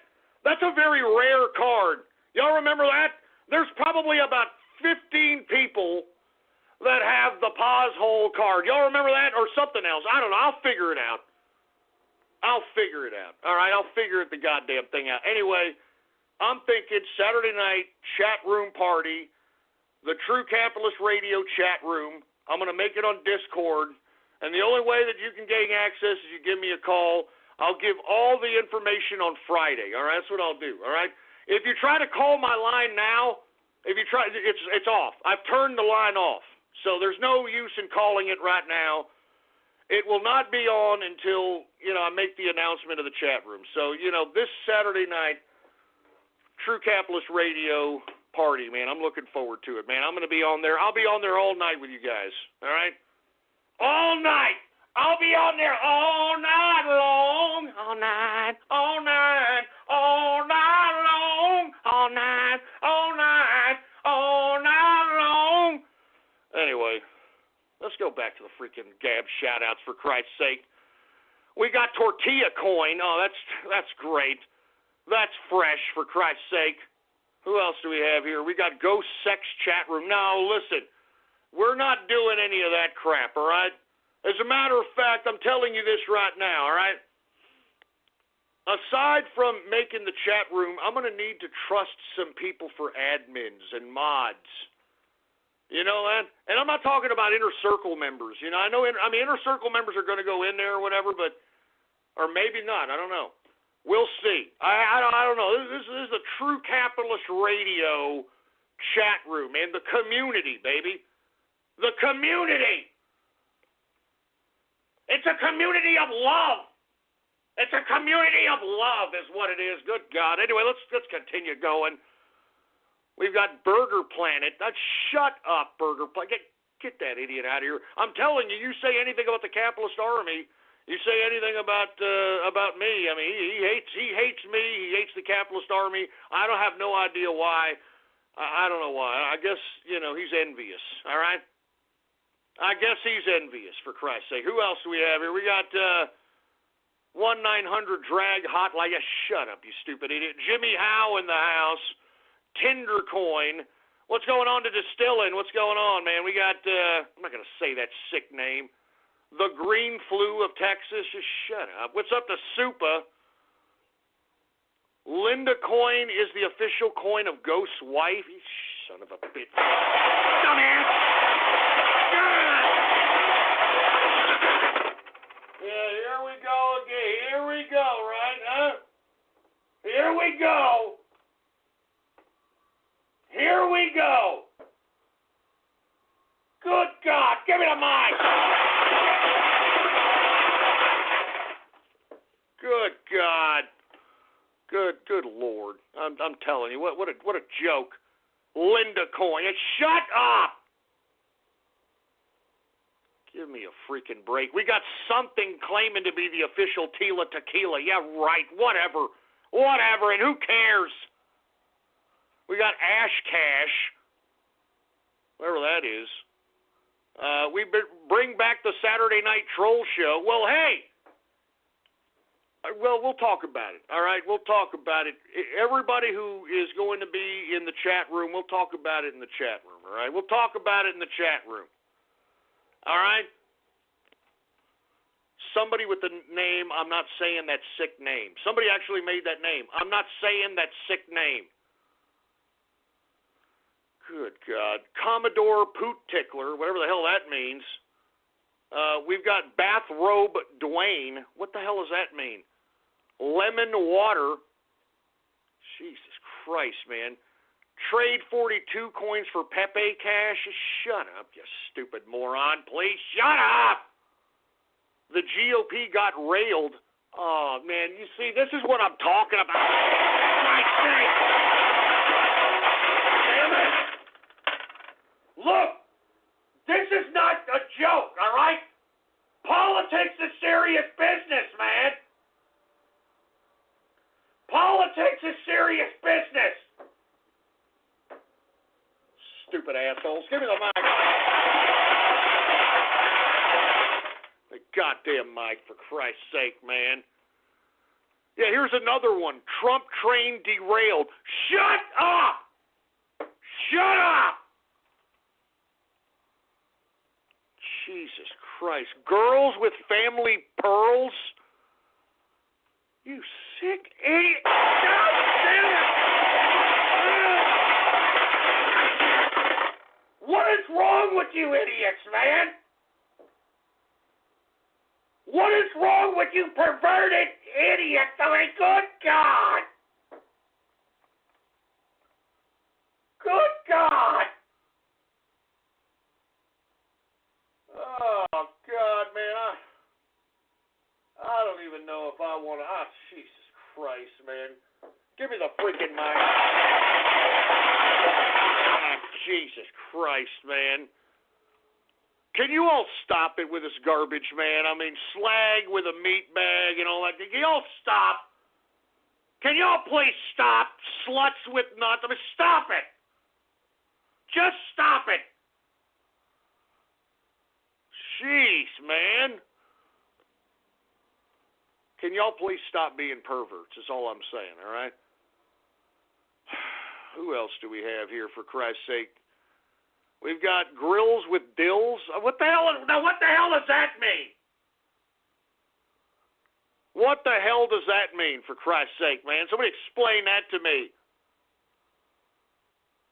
Jesus Christ. Garbage truck takes GOP to the dump? All right, that's it, man. That's it!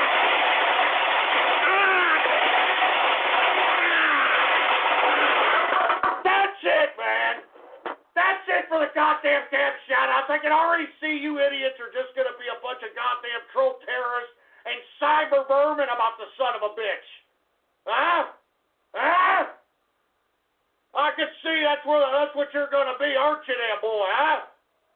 Huh? Give me the goddamn mic. Son of a bitch. Give me that damn mic, for Christ's sake, man.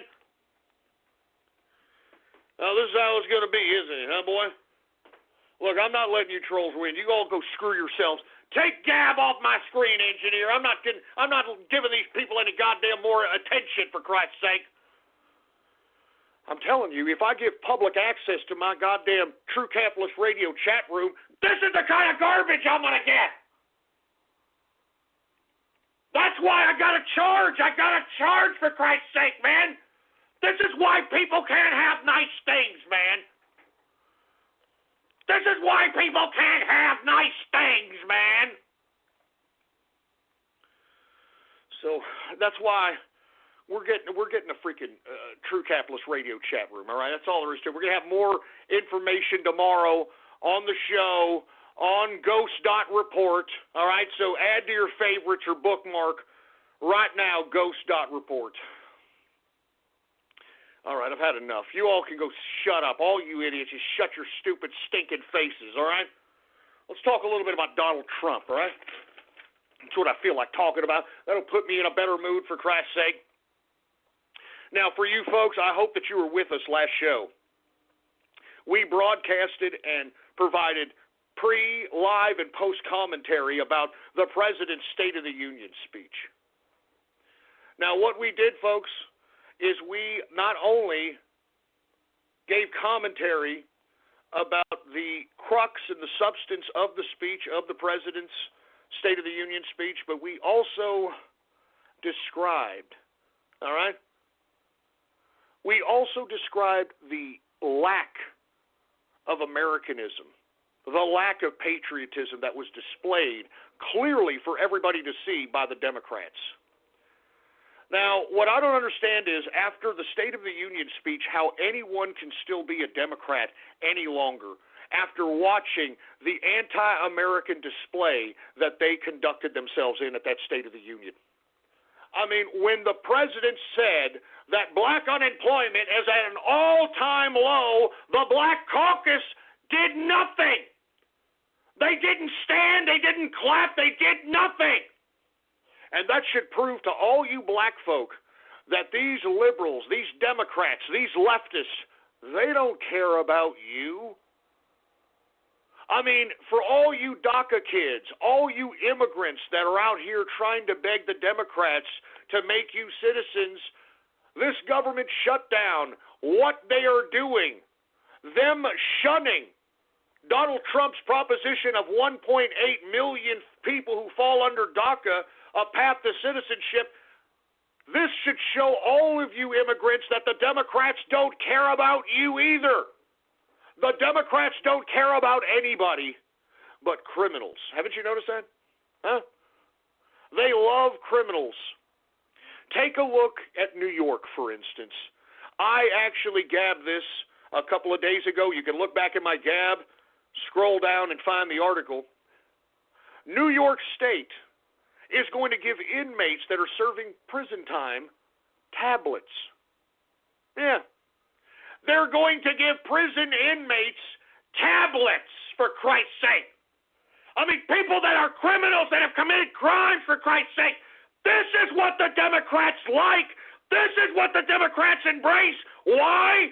Because every goddamn Democrat is a filthy, disgusting, soulless criminal. And the memo that will come out tomorrow will prove this.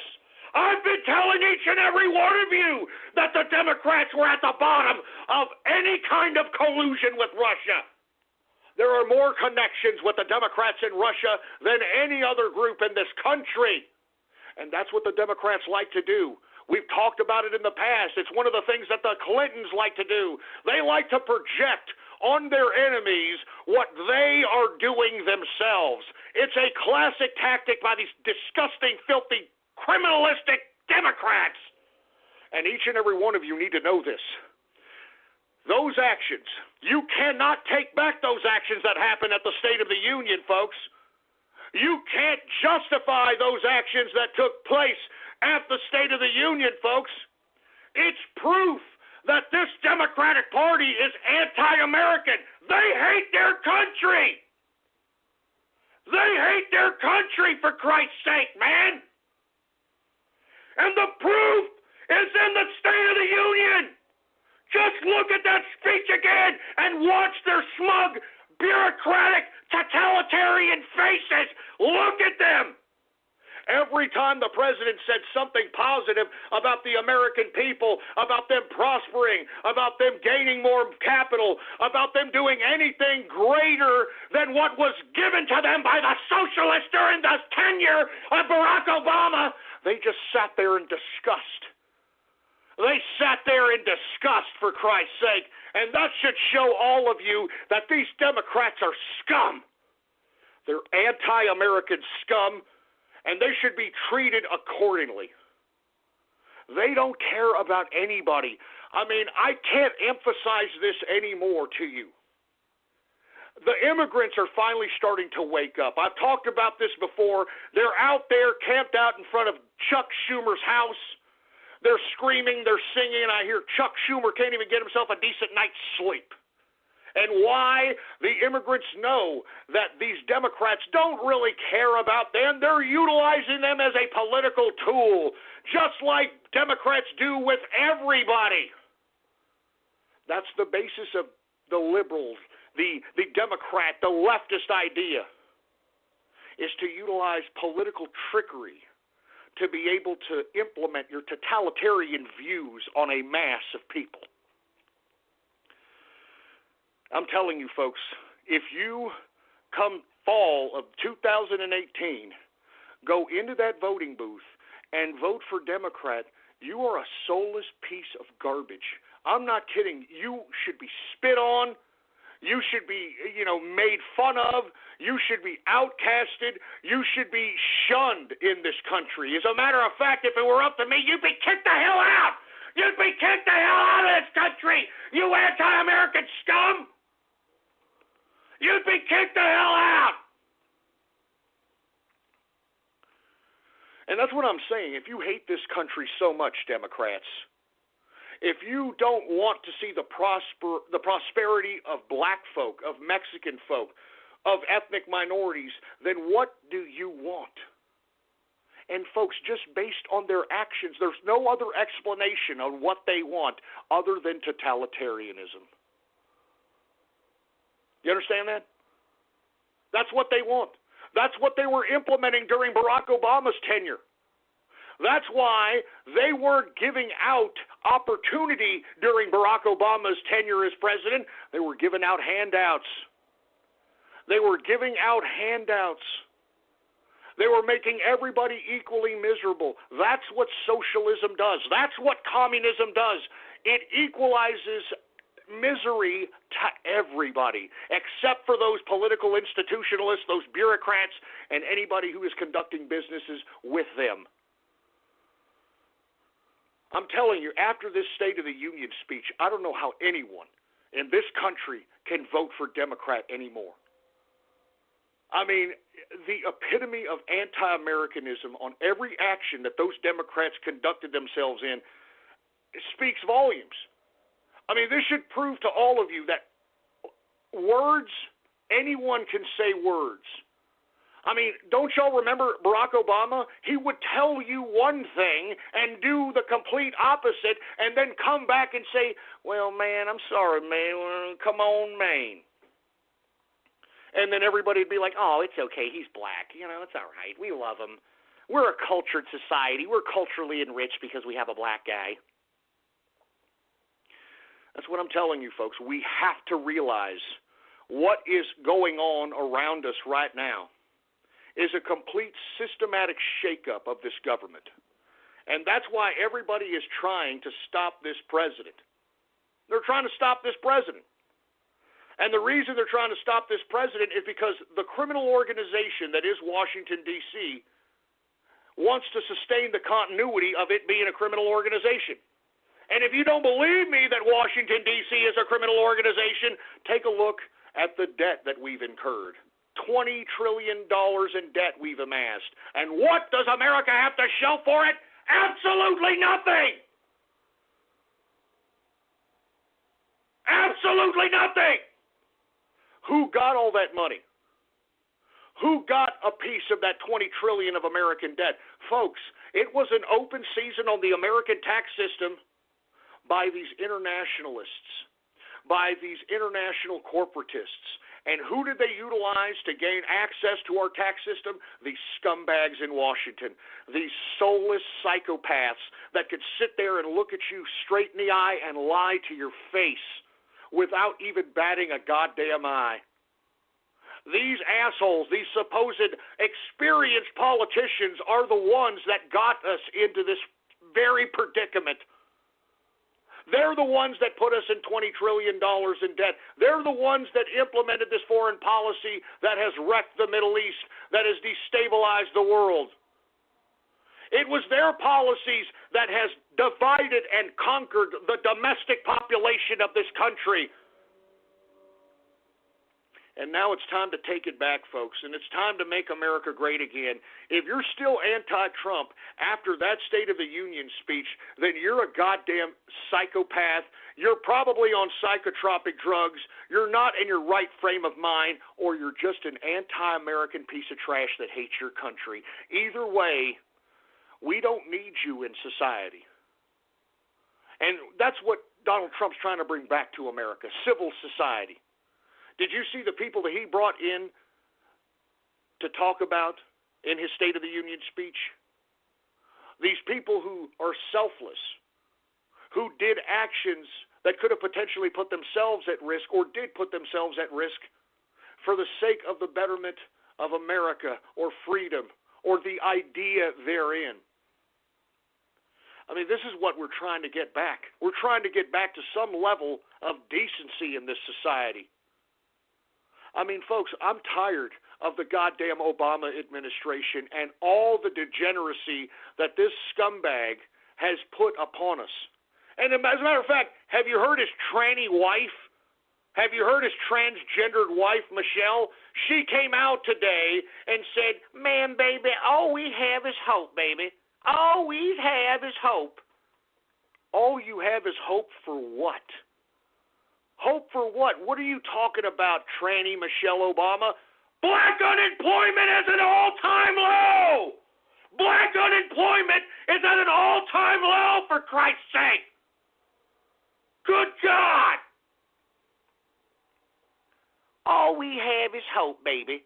You know what I'm saying? All we have is hope. I mean, give me a break, man. Freaking Michelle Obama, if this broad attempts to try to run for president, because they're talking about running this stupid tranny for president, I want a freaking chit check on this piece of garbage. All right? I want to know if this goddamn person is really a woman. I don't think so. All right? This is a lazy tranny. There is not one first lady in the history of the United States that has more pictures of her holding her crotch, touching her crotch. You understand that? I'm not joking. There's like the most in freaking American history. And not to mention, folks, I'd like for you all, and I've said this to you all many times, okay? I challenge you, give me one picture of Michelle Obama, one picture with Michelle Obama pregnant. Give me one picture of Michelle Obama pregnant, please. All right, how about that? You're not going to be able to find one. All right? You're not going to be able to find one. So anyway, I didn't mean to get off on that soliloquy about Michelle Obama, but by God, that's a man, baby. That's a man. So I'd like to challenge you, go out and look and see if you can find some Michelle Obama pregnancy photos. You ain't going to find them, boy. You ain't going to find them. But anyway, folks, the point is that what you all need to understand is the degeneracy that Barack Obama brought on our country. I mean, just remember, it wasn't but a few years ago that Barack Obama enacted and legalized gay marriage.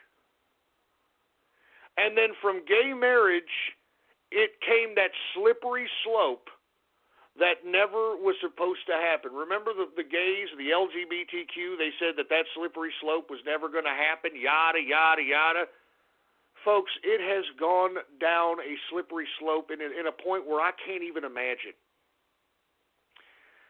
It's gone down to a point where you've got people now in Canada that have, I guess, petitioned their goddamn government enough to the point in which they have legalized bestiality in Canada.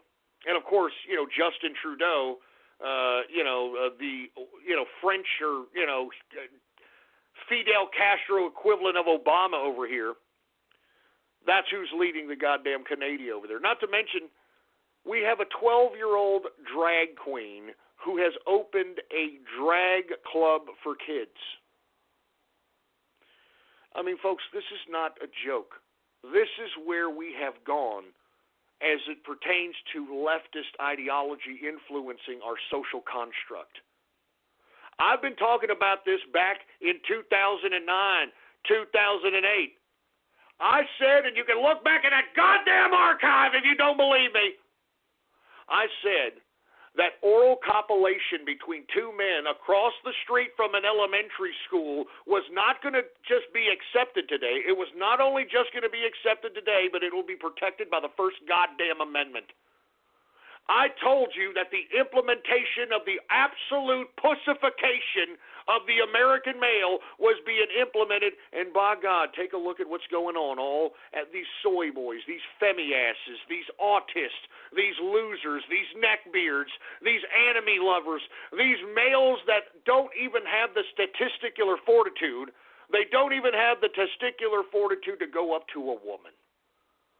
They don't even have the testicular fortitude to even persuade a woman to go out on a date with them.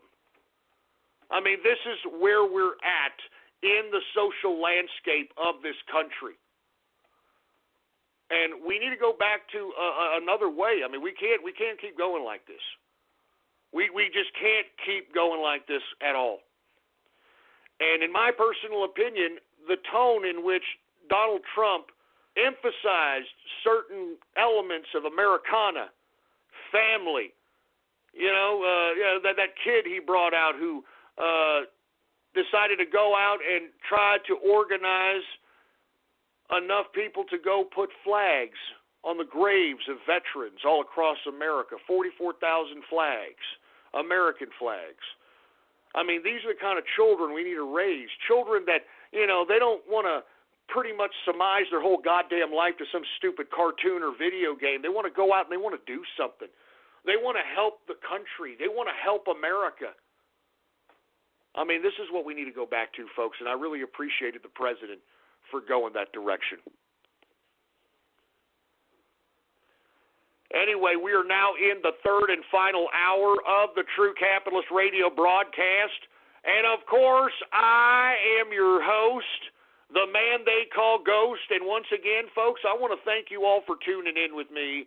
Before we get started on the final hour, I'd like to remind everybody to please spread it around like wildfire and let everybody know that True Capitalist Radio is in effect and in the house. And we are live right now. And like I said, we're making up the show for Monday and Wednesday, all right? That's what we're doing. So today is a makeup show, but we are traditionally on Monday, Wednesday, and Friday, 6:30 p.m. Central Standard Time. You know what? I wouldn't mind going back and broadcasting 5 days a week. It's just, man, I mean, I got businesses, baby. I got to trade stocks and crypto. I mean, I got to make money. I got things to do, baby. You know? I mean, I got things to do, but I mean, you know, maybe here in the near future, if the son of a bitch becomes a little bit more financially lucrative, maybe we'll come back and bring it back 5 days a week, man. You know? I'm not even joking. We'll bring it back 5 days a week. All right? I'm not kidding around. Anyway, with that being said, follow me on Gab, folks, the last bastion of free speech on social media. Follow me on Gab. The name to follow is Politics Ghost, all one word, no underscores. Politics Ghost is the name to follow, all right?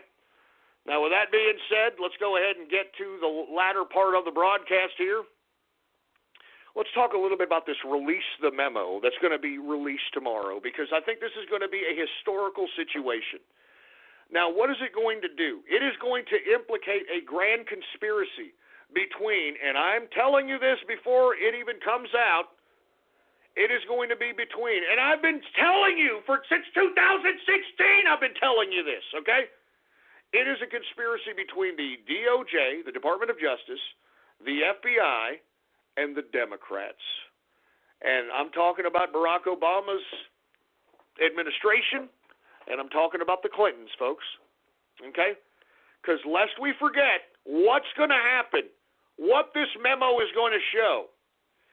And we've already heard it out of the witch's mouth. Hillary Clinton admitted that she paid for the Russian dossier. Now, that within itself is proof of collusion, because Fusion GPS testified that it was Russians that actually comprised the bulk of the information that was in the Russian dossier. Okay? Now, what the memo is going to show tomorrow is that not only was Hillary Clinton paying for the Russian dossier, but the Democratic Party and potentially the FBI. And the reason we say the FBI is because Christopher Steele, the guy who hand-delivered this dossier to Congress, all right, the guy who spread this whole Russian dossier, the representative of Fusion GPS, the ex-British spy, Christopher Steele, was an FBI informant. He was an FBI informant, and when you're an FBI informant, that means you get paid for information. So, in essence, folks, the FBI could have actually helped funnel funds in an attempt to comprise and cultivate this damn Russian dossier. And I'm not just talking about those links. We also have links at the Department of Justice. All right, Bruce Orr and his wife, Mellie Orr, are the biggest and highest point at the goddamn DOJ to be linked to the damn Russian dossier. I mean, lest we forget, Bruce Orr's wife, and Bruce Orr was the Deputy Attorney General, for Christ's sake. He was the Deputy Attorney General. And he had his wife who worked for Fusion GPS. I mean, you can't get any more connected than this.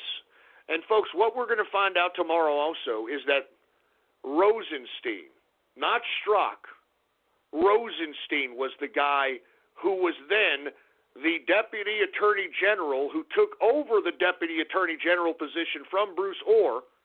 He was the one that initiated, as far as all accounts are concerned, he was the one that initiated this Russian dossier to the FISA court.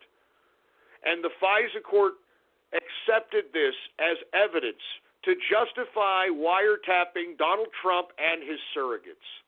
And even amidst all that information that they had on Donald Trump and his surrogates, they still have no Russia-Trump connections. And lest we forget, Rosenstein was not only the guy, and we're going to find out this tomorrow, it's either Rosenstein or Strzok that used the Russian dossier as a legitimate evidence-based document to the FISA courts to grant these wiretappings. It's either Rosenstein or Strzok, but lest we forget, Rosenstein was the guy who appointed Robert Mueller to this special counsel. And now it goes to Robert Mueller. Robert Mueller, who did he comprise as the bulk of his team in this Russia-Trump investigation? Nothing but a bunch of deep state, Hillary Clinton, and Democratic cronies. And this is what's going to be shown tomorrow. As this memo is exposed, it is going to directly implicate the highest echelon of the Department of Justice and the FBI for treason. Because what they did, folks, was complete treason. And they should be prosecuted accordingly. They should be prosecuted accordingly. Now, as far as I'm concerned, folks, tomorrow we need to make sure that everyone in America understands this document, because we already have the mainstream media. I don't know if you've seen the latest reports. They're already trying to discredit this document. They're already trying to suggest that it's a fake, it's a phony. There's nothing fake or phony about it, folks. If it was fake and phony, we would not have the Department of Justice trying its damnedest to prevent the White House from leaking it out or making it public. We wouldn't have the FBI going down there and trying to urge the White House not to make this memo public. And you want to know why? Because they are going to be implicated in some treason-based crimes. Because what happened, folks, was our Department of Justice and our FBI was used as a political weapon by the Democrats. And all the Democrats needed to do was co-opt the higher echelon of the damn bureaucracies of the FBI and the DOJ, and that's what they did. And you see, folks, why did they do this? Why did all this grand conspiracy of the FBI and the DOJ and Robert Mueller and all these people, why did they do this? Because, folks, America, the United States people wanted Donald Trump as their president, and we all came out. And we all came out in unison and voted for this man in so much numbers that the damn government could not pull the wool over our eyes and claim that Hillary Clinton won the damn election. There was no way they could do it. So they had to crack. They had to allow Donald Trump to gain the presidency, but they were going to utilize the deep state. They were going to utilize and politicize the institutions of government in an attempt to remove Donald Trump from power. And that's why you have had all this impeachment, all this removal garbage. That's why you have had all this talk coming from the Democrats, from their leftist surrogates. I mean, do you remember that disgusting Joy Behar, that disgusting fat leather bag, who was clapping and heel kicking when she thought that Donald Trump was going to go to, quote, prison?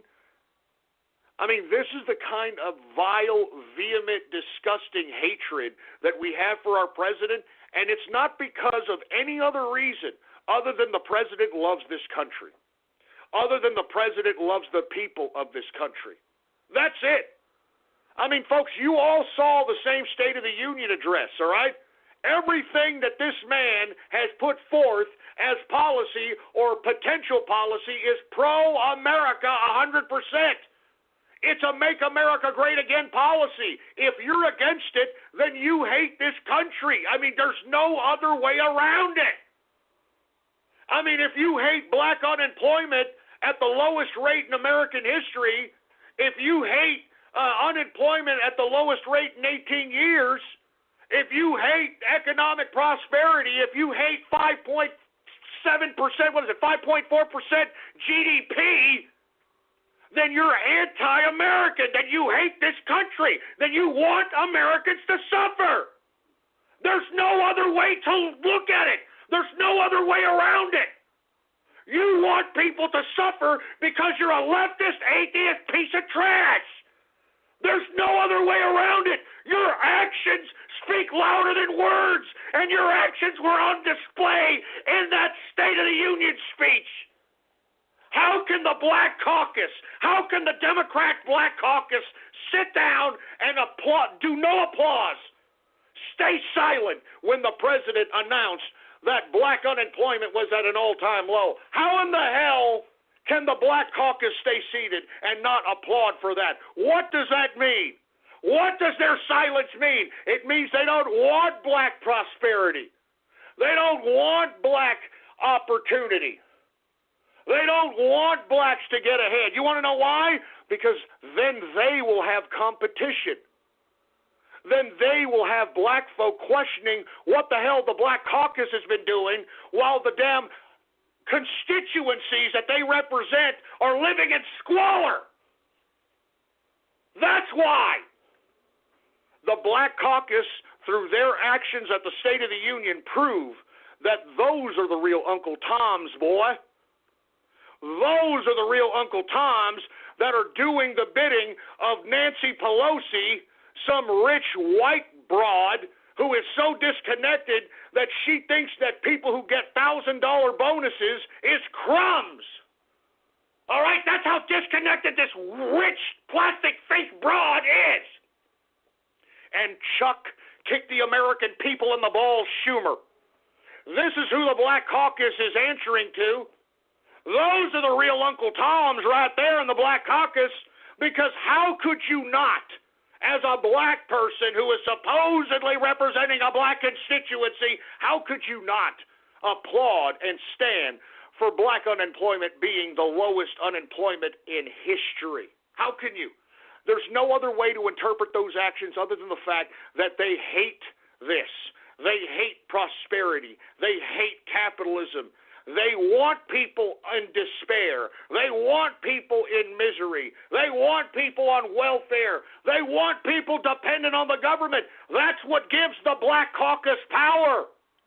What gives the Black Caucus power is that their constituency is always poor, is always in need, is always living on welfare. So what do these Black Caucus idiots do? They go and they give them the riot act. They say, I will go, you elect me again, I will make sure your welfare will go up, I'll make sure we build this in the community. They say it all. And they do nothing. They do nothing. They do absolutely nothing. I mean, I'm telling you, everybody that's a part of the Democratic Black Caucus, they're all a bunch of Uncle Toms. All right? They're all a bunch of Uncle Toms. Now, with that being said, folks, I don't know what else to say. I'm just, if you're a Democrat, and I'm not saying this just to be sensationalistic. I mean, if you're a Democrat and you are still a Democrat after this damn State of the Union speech, then you hate America. All right? You freaking hate this country, and you hate the people in it, and you hate people being prosperous, and you hate people having opportunity. There's no other way to interpret it. Now, folks, this right off the hot wire, folks, I'm looking at the reports. Fidel Castro's eldest son, Fidelito, his name is Fidelito Castro Diaz Balart, All right? His eldest son it was the eldest son of former President Fidel Castro. Anyway, the eldest son of Fidel Castro has committed suicide. He has committed suicide today, and if you want my personal opinion, I doubt that he committed suicide. I'm pretty sure somebody made sure that he took a dirt nap. So just in case Raul Castro, which is now the president of Cuba, which is Fidel Castro's brother, I'm sure that when Raul is no longer president, that they don't want this to be a nepotistic bunch of garbage. So I wouldn't be surprised if Fidel Castro's eldest son was purposely suicided, if you want my personal opinion, all right? All right? Anyway, let me continue going. We're almost out of time here. Let's get to the next subject matter. And once again, I want to emphasize this one more time, and we'll move on. Tomorrow's Release the Memo is going to change history. And it's going to implicate some high people in the DOJ and the FBI, and all of us in America need to get our pitchforks ready and demand justice. Demand justice for this treason. Now, I've said this before. The Department of Justice and the FBI have been pressuring the White House not to release this document. Not to release this document.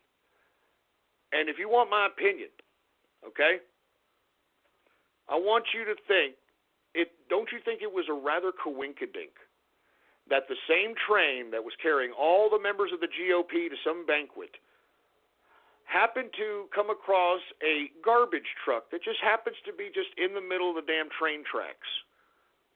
I don't think that's a coincidence, folks. I think that was a direct sign from the deep state suggesting to the Republicans not to release the memo. And let's be honest, when you have heads of bureaucracies of the FBI and the DOJ, they have a lot of resources at their disposal. I mean, hell, folks, if you don't believe me, take a look at the explanation or the lack thereof that they have given for the Las Vegas shooting. You know, remember the Las Vegas shooting? Now they are coming out and saying that there is an anonymous person of interest that they have been trying to locate, for Christ's sake. Of course there was, folks. That's what I'm saying. And who was in charge of this investigation in the Las Vegas shooting? The FBI. I mean, hell, do you remember that goddamn Las Vegas cop that was out there looking like he was scared crapless just to make a goddamn statement? I'm just saying, man, black operations, false flags, they do happen. And if you don't want to believe it, well, then have a thumb up your ass and don't believe it. But it happens, all right? It freaking happens. And I'm rather concerned, if you want my opinion, that there may be another false flag or some black operation or something very shocking that's going to take the American public's interest off of this Release the Memo, because there's direct treason of not only the DOJ and the FBI and Robert Mueller, but the Democrats themselves. I wouldn't be surprised if there was some goddamn false flag that takes people's attention off of this. And that's why the president, he's waiting. He's drawing some kind of attention. He's making people anxious. He's making people anticipated for this document. And I'm telling you, tomorrow, when this document's released, it's going to implicate a lot of people up top. And they need to go to prison, if not worse. If not worse. And not to mention, Robert Mueller's little special counsel should not only be disbanded, but Robert Mueller himself should be indicted because he's directly implicated. I mean, give me a break. Rosenstein appoints you as the special counsel, and you pick Strzok and Lisa Page and all these other people, huh? You pick all these people that are anti-Trump, that hate Trump, that are pro-Hillary, that are Democrat donors and all this. I mean, come on. Come on, Mueller. And another reason why I want Mueller to be prosecuted is because I know that this son of a bitch and his incompetence as the head of the FBI indirectly allowed 9/11 to happen. He admitted it in 2002 in a CBS interview. I've got it on Ghost.Report if you don't believe me. So Robert Mueller's a cleanup guy. So this is what he was trying to do. He was trying to clean up the deep state's mess, and now he finds himself in the crosshairs of some treason. And, folks, I'm telling you, we need to take this damn shit serious. Excuse my French. We need to take this serious. This is treason. And when these names come out tomorrow, we better demand justice. Every one of you. You better call your congressman, call your senator, call the FBI, call everybody. Get on the internet, get on voice chat, get on message boards. Say it everywhere that we want justice. We want justice from these individuals politicizing and weaponizing our institutions of government. And we need to demand it. And if we don't demand it loud enough, nothing's going to happen. Nothing is going to happen. Nothing's going to happen. We have to make sure that everybody knows about this crime of treason. They know the characters, and they have to know that Barack Obama and his administration was directly involved, if not pushing the goddamn buttons of this bureaucratic conspiracy. I hope that this memo doesn't get buried. I know the Super Bowl's this Sunday, and everybody's going to be beer guzzling and eating wings and all that crap. But by God, we cannot allow this just to go scot-free. We cannot allow this to go away. Do you understand me? This is our president. And we did everything in 2016. I remember the spirit of 2016. I will never forget 2016. Never. It was probably one of the best political years I have ever experienced in my life.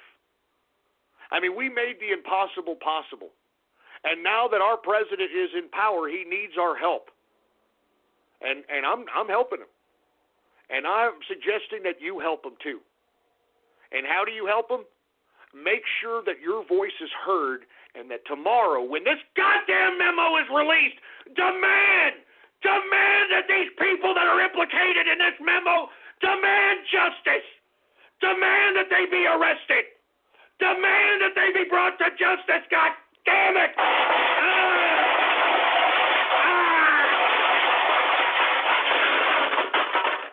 Demand that these stupid sons of bitches that are corrupt, treasonous pieces of crap that are going to be directly named tomorrow in that memo. We demand justice. We want them in jail as soon as possible. God damn it, I'm talking to all of you. We've got to demand it tomorrow. We've got to demand it. Do you understand that? I need every one of you on the Trump train, man. Every one of you that were down with the Trump train in 2016. Every one of you that were down with the meme wars. We've got to make it so much. We got to make so much goddamn noise. We got to make so much goddamn noise so that these sons of bitches that are out here, Mr. and Mrs. Joe Sixpack, can hear and see what the corruption is and not deny it, not put it in a box, not turn away. It's there. It's treason. It's Barack Obama. It's James Comey. It's the Department of Justice. It's Loretta Lynch. It's Robert Mueller. It's Bruce Orr and Melly Orr and Rosenstein and Peter Strzok and Lisa Page and all these people. They need to go to jail. They need to go to jail. Do you understand me? Do you understand me? Demand it. Demand it tomorrow. Demand it, you son of a...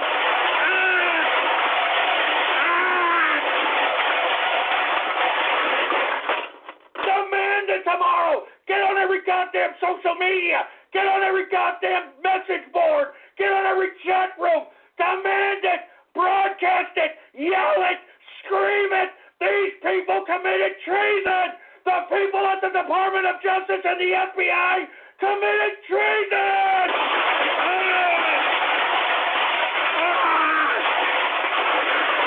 Goddamn son of a bitch. They committed treason. Don't you freaking forget it tomorrow when that memo comes out. By God, don't you forget it. Don't you forget it, man. Give me the damn mic. Don't you goddamn forget it. God damn it. Anyway, folks, my apologies here, man, but God, folks, I don't care what party you are. I don't care what your political persuasion is. What these assholes did was utilize our institutions of government and politically weaponize them. The Department of Justice and FBI are the top of law enforcement. They are the law. And when we have the law thinking they're above the law, then what does that make them? That makes them kingmakers. And that's what they thought they were. That's why they tried this grand conspiracy in an attempt to remove Trump. And we've caught them. We've caught them red-handed, for Christ's sake. Anyway, folks,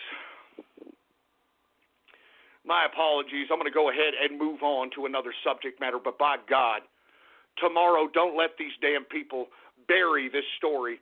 Don't let them bury that memo.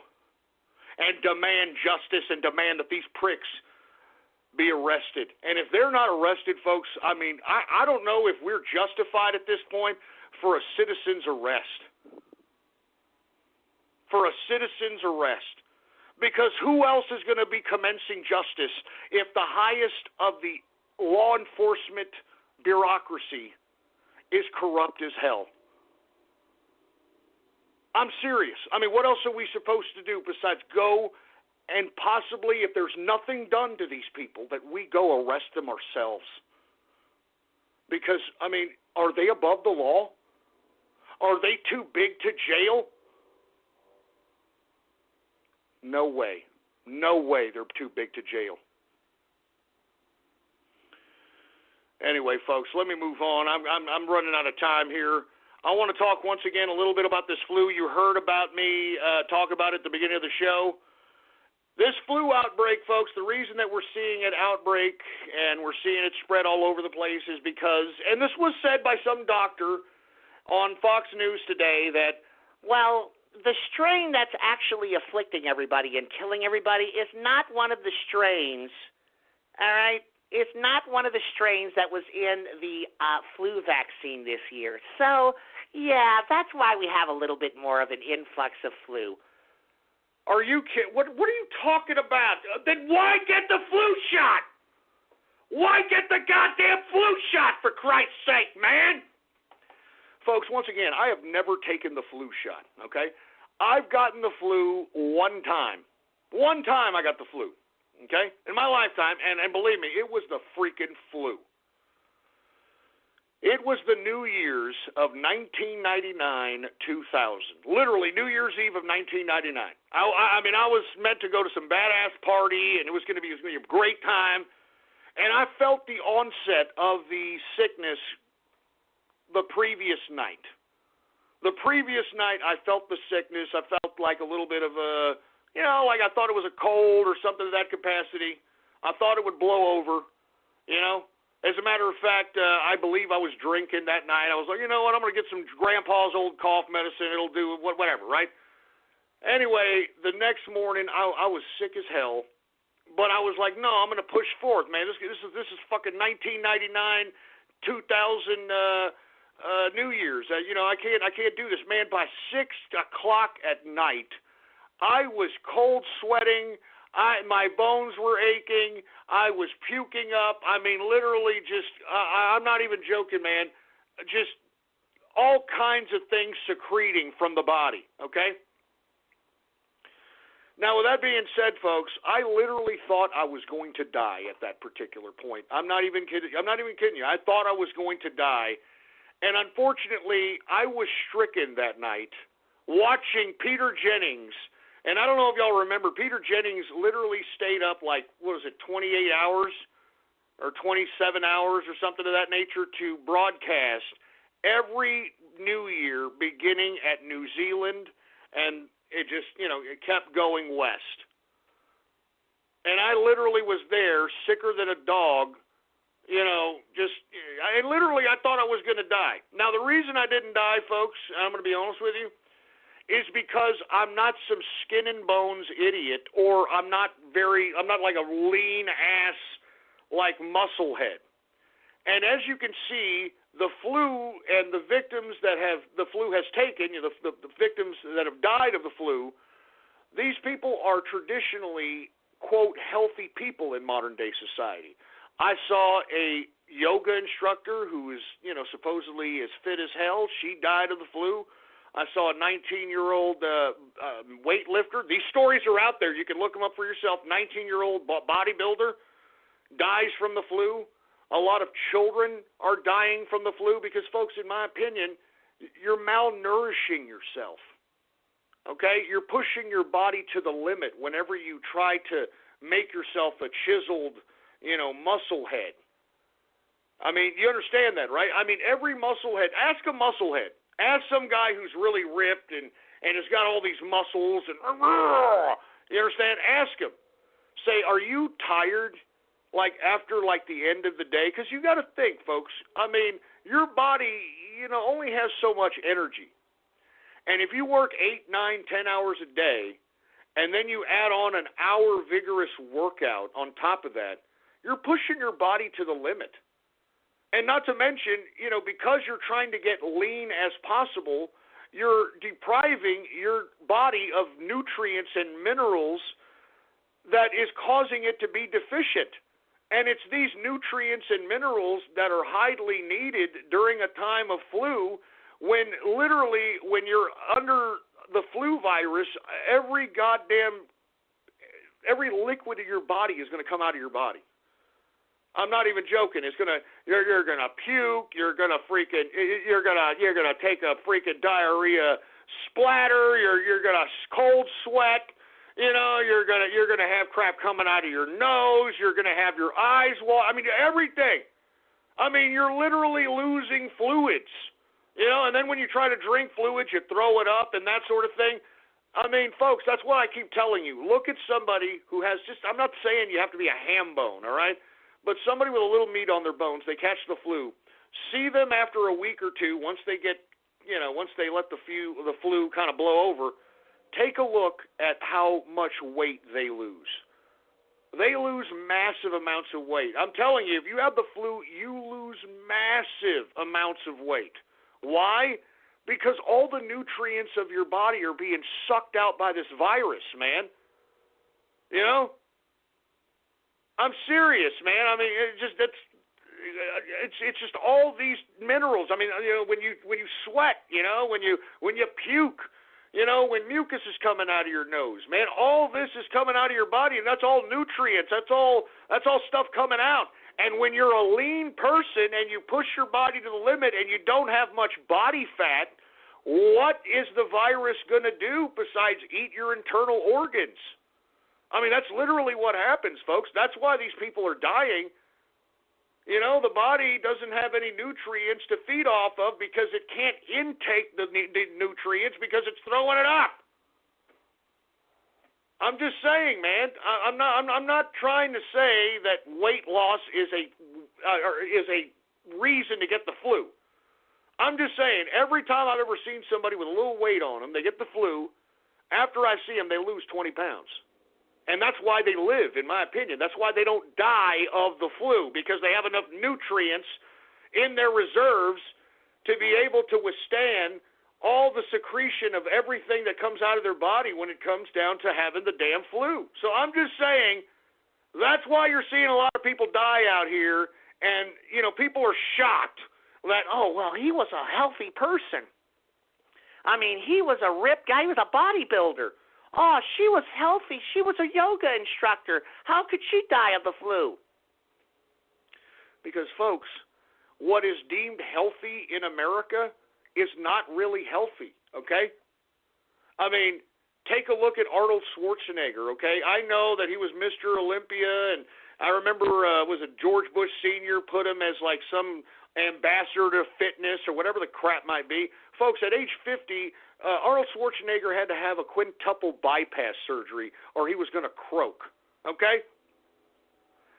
All right? I mean, let's take another example. Jim Fix, all right? This guy was a freaking jogger. He invented the whole idea of jogging as a form of fitness, as a hobby. He had He had freaking, jogging magazines and jogging books and all this other crap. Guess what?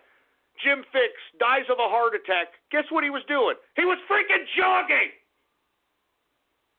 He was freaking jogging. So that's why I'm saying, folks, okay? I mean, I know many of you are out there. You're probably not going to believe this. You're probably not going to believe this at all. You're probably just going to sit back and say that, oh, well, no, that's not true, Ghost. That's not true. I mean, you're healthy, man, when you're, ripped and all this other crap. All right? I mean, you're all ripped. I'm ripped, yeah. You don't have any body fat, then that means that there's nothing to go to replenish lack of nutrients, man. I mean, as a matter of fact, if you're too fit, if somebody slices your ass, you could bleed to death. You can bleed to death, man. So anyway, look, I'm not trying to sound like I'm a doctor. I'm not. But it's common sense, folks. I mean, the flu has always been around. I mean, I've known people who've had the flu. Nobody wants to get it. It's a bad ailment. It sucks.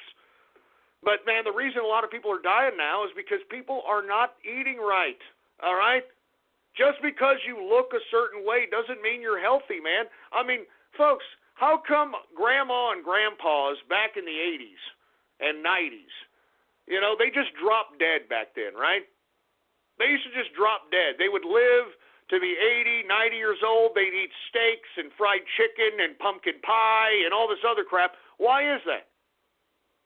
Because, folks, I'm telling you, your body needs essential nutrients. It needs all kinds of different minerals and herbs and crap like that. I mean, all people are doing now is eating as less as they possibly can, a supposed low-calorie diet, and yet they're trying to push their bodies 100 miles an hour.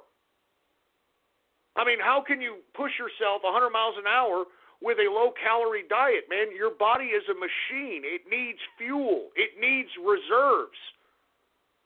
I mean, come on, man. That's why I'm saying. I mean, I don't find it at all a coincidence at all that these people are dropping dead right now.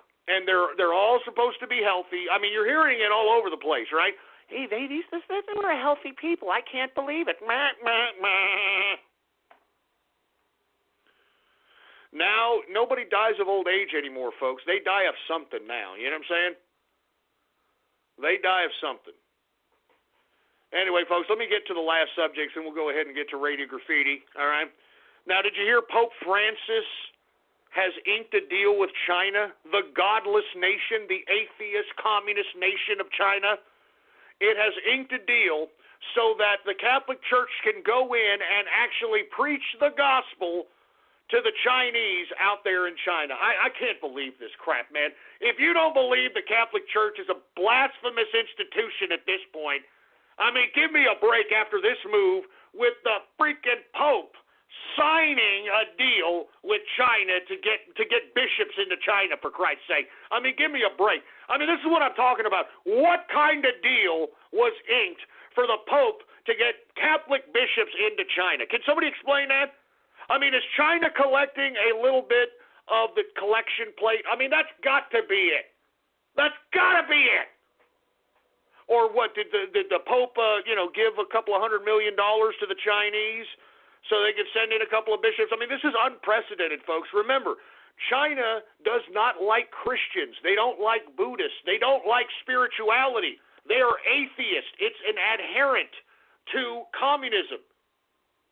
So they persecute anybody who worships anything. I mean, look at Tibet. Look at the occupation of Tibet. You don't ever hear about the occupation of Tibet anymore. Oh, that's not sexy enough, isn't it? Remember in the 90s that asshole idiot George Clooney and Brad Pitt and all these Hollywood assholes? Free Tibet. They wear those Free Tibet shirts. Nobody gives a crap anymore, right, about Tibet? You know what's happening right now in Tibet, folks?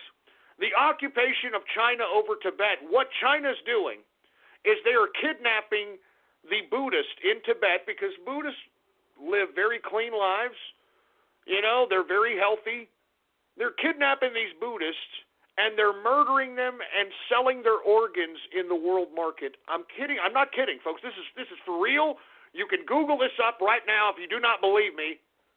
All right, that's what's happening. That's what's happening to Tibet Buddhist monks right now that China is an occupation of. That they are literally kidnapping Buddhist monks, killing them, and then selling their body parts in the world market. I'm not joking. This is what's happening. And yet the Pope is inking a deal with China, for Christ's sake. I mean, good God. How can anybody be Catholic after this? I told you Pope Francis was a goddamn commie. I told you. I told you, man. Anyway, folks, look, I know I disrespected the Chinese government, and because I am critical of the Chinese Communist government, I am obligated by Blog Talk Radio to allow the Chinese or a representative of the Chinese government a rebuttal on any criticism that I give towards the Chinese government on this broadcast. And the reason we do this, folks, is so that, the True Capitalist Radio can broadcast within the borders of China. So without any further ado, is he on the line, engineer? All right. Well, without any further ado, Mr. Fortune Cookie, are you there, sir? Oh.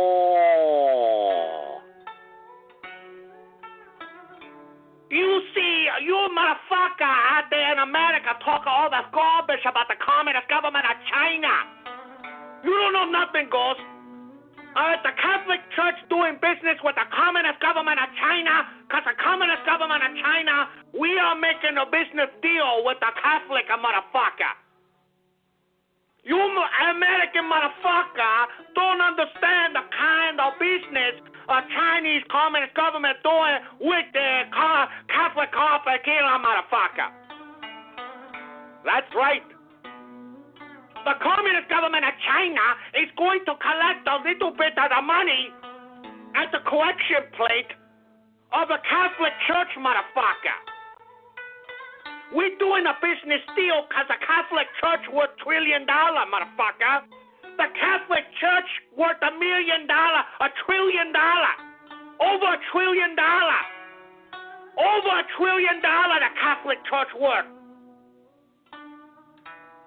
So for all you American motherfuckers that talk all this garbage about the Communist government of China, you need to stop talking garbage.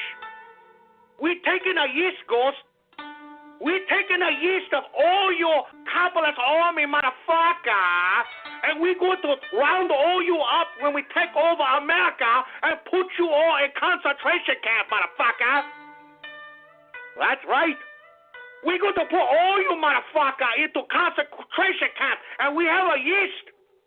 We have a yeast of all you motherfucker. So for all you capitalist army motherfucker talking garbage about the Communist government of China, you need to stop right now or we are going to put you on our yeast. And you want to know something? You want to know why we do what we do? You want to know why we do what we do? We do it for Chairman Mao! We do it for Chairman Mao!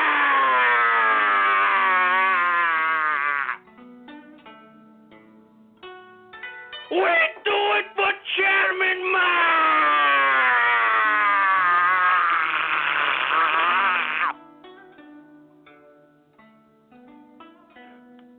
Oh no.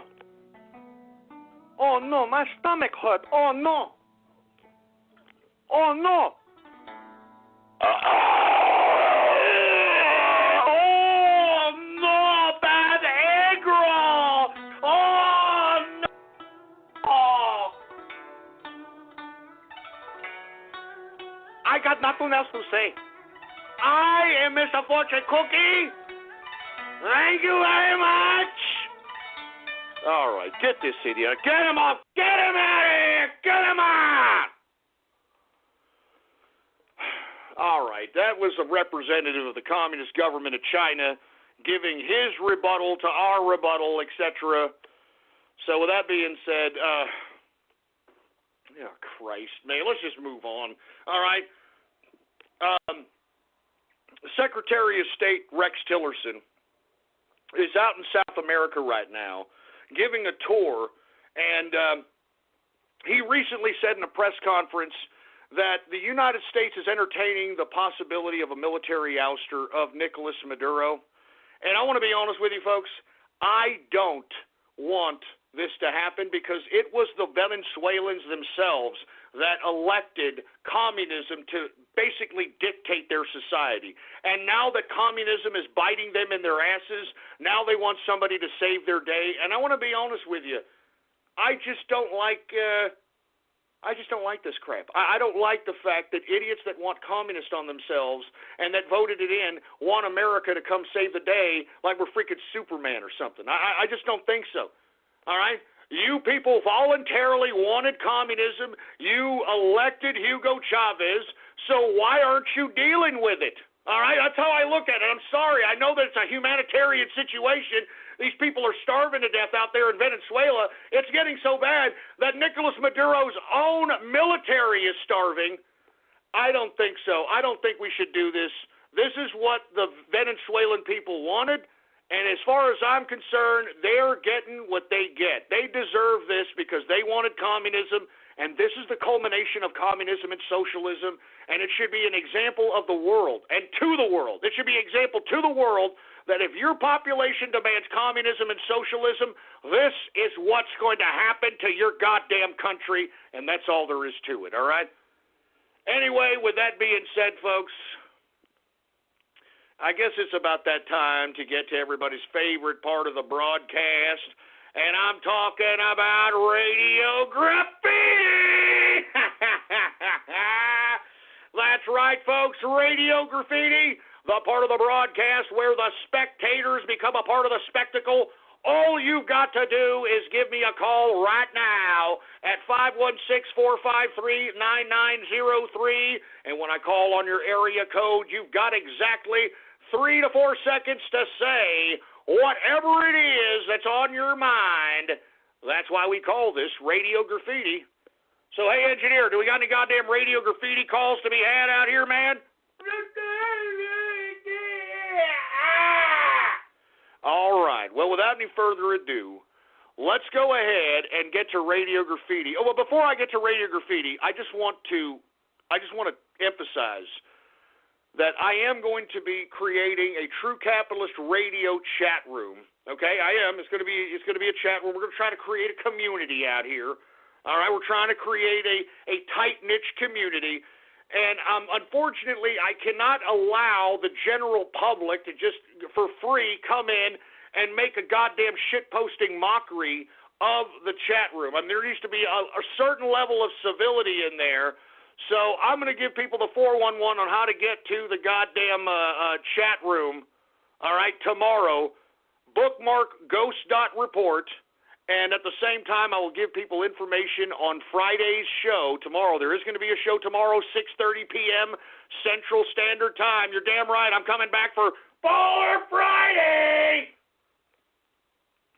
So with that being said, folks, we're going to try to get as many people as we possibly can Friday and Saturday during the day signed up and invited into the True Capitalist Radio Discord so we can have a party on Saturday night, all right? That's right. That's right. Chat room party, baby! Saturday night, the new True Capitalist Radio.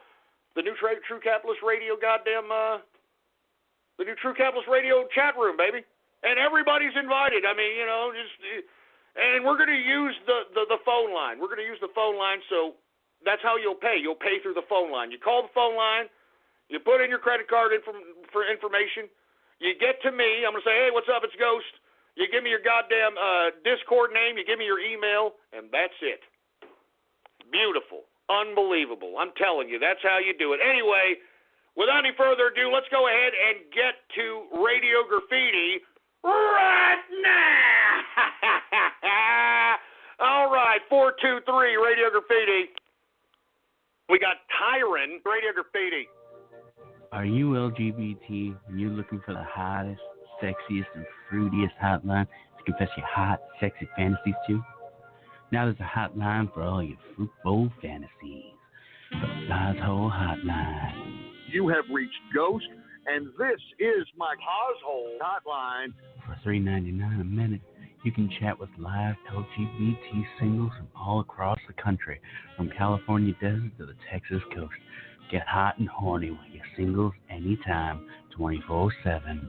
I am not a man. I am a swag with a meat bag. If you're a sick pervert, hold my hotline, you sack of crap. Give us a call at 1-800-685-7914, and you too can be a part of the conversation. The Pothole Hotline for adults only. Call now, neckholes. Oh, Jesus Christ, with your stupid perverted fucking crap! Damn it! God! Freaking pervert! Look, enough of the hotline crap, all right? Enough! All right? The hotline is going to be used to pay for TCR swag, all right? That's it. Shove all your goddamn hotline jokes and your splices and shove them straight up your ass. Give me the mic. Goddamn mic, for Christ's sake, man. Stick all your goddamn hotline jokes and splices and stick them right up your shit funnel. You damn anal object aficionados. Jesus Christ. Anonymous Radio Graffiti. Don't just think about a fantasy tonight. Pick up the phone and call the Fantasy Girls. We never let you down. You'll always get a different girl and fantasy every time you call. Hot fantasy in the privacy of your Shut up.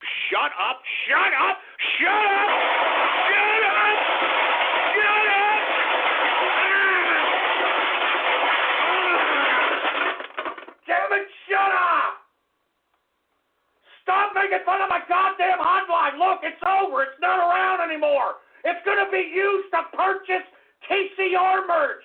So shut the fuck up! Jesus Christ, excuse my French. Give me the mic.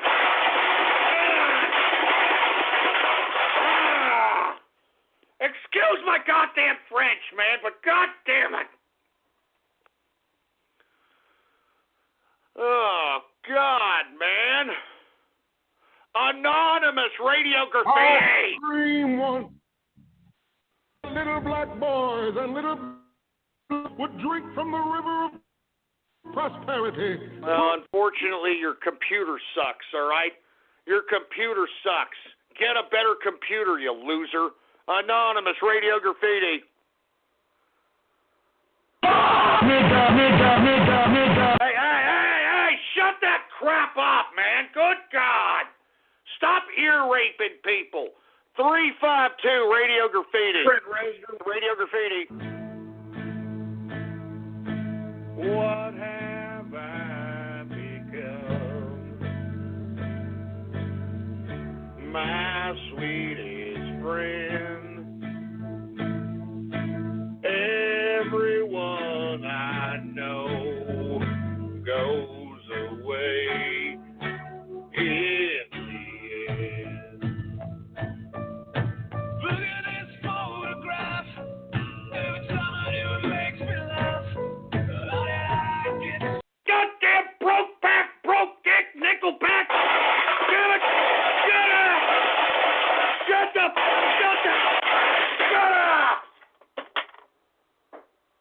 Stupid damn remixes, man. Enough of broke back, broke dick, nickelback, for Christ's sake. Good God. Give me the mic. Damn it.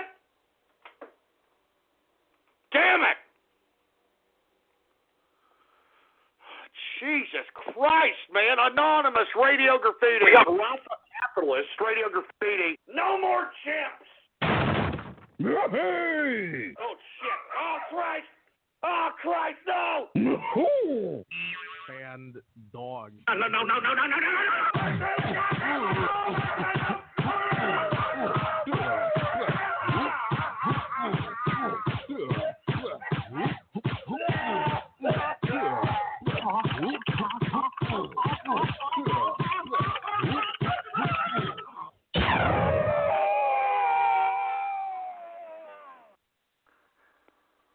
What the hell was that? Did you just rape me, you fucking... Damn it!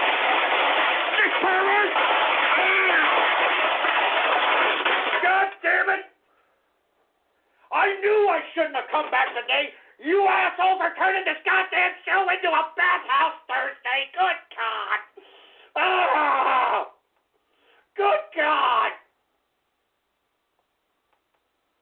Oh, God! Freaking sick! You're sick! You're all sick! Give me the mic!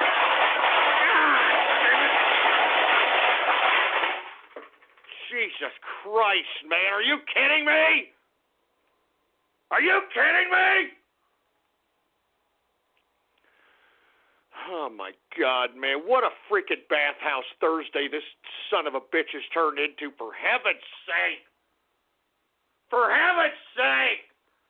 256 Radio Graffiti. We got J-Man Radio Graffiti. Don't refer to me as a boy, all right? I'm a man, boy. You understand that?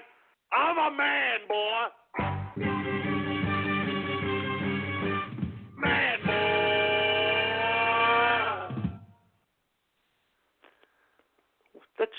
Look, shut up, man. All right, I didn't say Batman. I said I wasn't a feels bad man. Freaking idiots, man. Jesus Christ. 352 Radio Graffiti.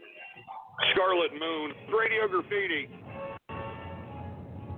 Blue moon, you won't be standing alone without a dream in mind. It will be legal to shoot super mutants. Let me get my freaking gun. Let me get my freaking gun out of here, for Christ's sake.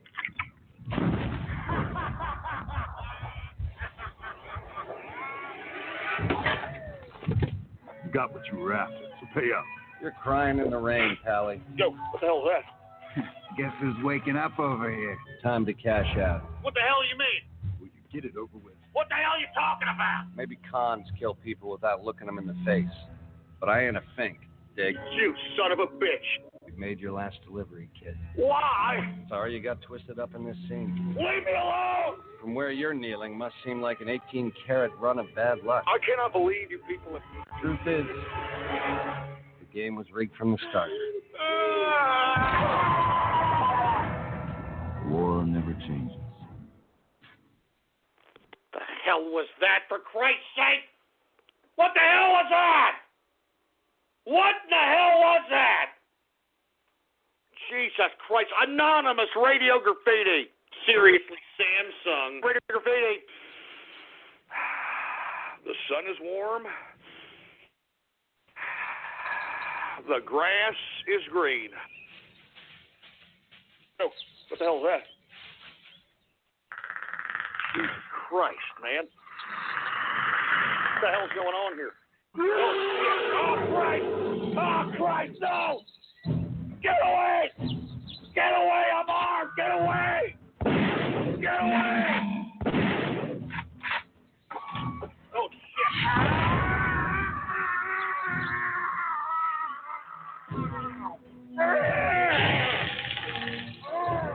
I'm wounded, man. I'm wounded here. All right, I'm wounded. I need a corpsman out here, man.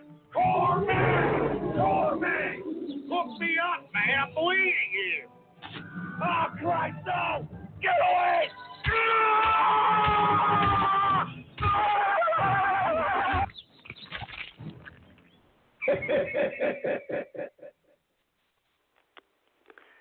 What the hell? Was that me being eaten by the predator, for Christ? Jesus Christ. Look, we're not ending it with that one, all right? Anonymous Radio Graffiti.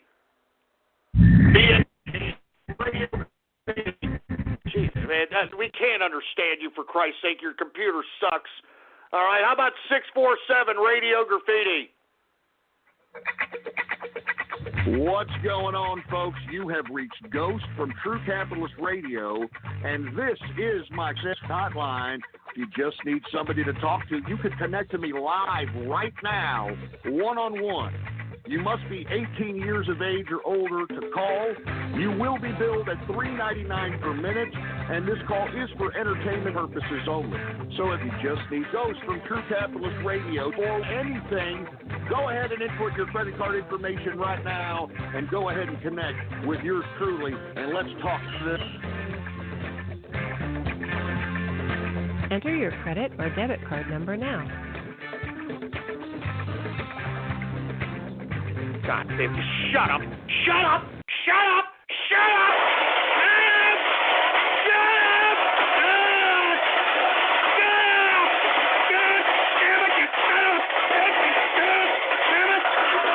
Look!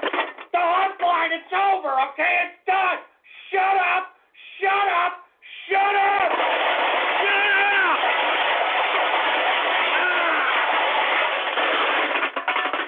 Shut up! All of you damn troll terrorists and cyber vermin that are making fun of my goddamn hotline, just shut up! Just shut up! Give me the mic! Freaking sound like some freaking 70s porno or something. That's enough. I'm done with this garbage, all right? Go screw yourselves, all right? I'm going to do a broadcast tomorrow. I don't know why, but I'm doing a broadcast tomorrow, all right? 6:30 p.m. Central Standard Time. You better be here. And look, man, I don't know. Maybe I shouldn't do this goddamn chat room, man. Now that I'm freaking seeing what all you idiots are doing out here, I can only imagine what kind of a goddamn True Capitalist Radio chat room would entail, would look like, for Christ's sake. I couldn't even imagine. I couldn't even imagine, for Christ's sake. Good God. Look, I may or may not do this chat room thing now. Now you guys have pissed me off. You see now? You see this? Huh? That's why we can't have nice things. You see that? Huh? Huh? This is why we can't have nice things. Look, if I do it, I'll put out some freaking information about it tomorrow, all right? I'll put it on the Ghost.report, and I'll broadcast it on my broadcast, for Christ's sake, man, all right? And everybody's invited, all right? Everybody, if you love Ghost, you hate Ghost, all right? I could only imagine, for Christ's sake, man. I could only freaking imagine, man. Freaking shit, man. Anyway, look, I'm out of here, folks. I'm in a pissed off mood. Thank all you stupid, dumb troll terrorists and cyber vermin jerk dicks for ruining my goddamn day. I can tell you that right goddamn now, all right? You freaking migrant mouth-hugging pieces of Jehudi jawboning trash. I'll give everybody the 411 about the True Capitalist Radio chat room tomorrow, all right, man? And, you can pay by the phone. Like I said, you can call the hotline. All right, put your freaking credit card in, you reach me, and you just tell me your freaking email and your goddamn Discord name. I invite you to the private True Capitalist Radio Discord, and we start a community. We start a community and stuff. All right, anyway, with that being said, I'm getting the hell out of here, all right, folks? I mean, what a freaking bathhouse goddamn Thursday that you people have turned this into, man. This is supposed to be a goddamn makeup show. It's supposed to be a makeup show. Anyway, I hope that you guys are in here for tomorrow, Baller Friday, 6:30 p.m. Central Standard Time, all right? All right, and as a matter of fact, bookmark ghost.report right now, all right? Type in your browser ghost.report, press enter, and then bookmark that, and we'll see what's up about the damn chat room, man. I don't even know anymore. Anyway, thank you guys for tuning in with me. I appreciate it. Except for you troll terrorists and cyber vermin that were disrespecting me and my show and talking garbage about my goddamn hotline.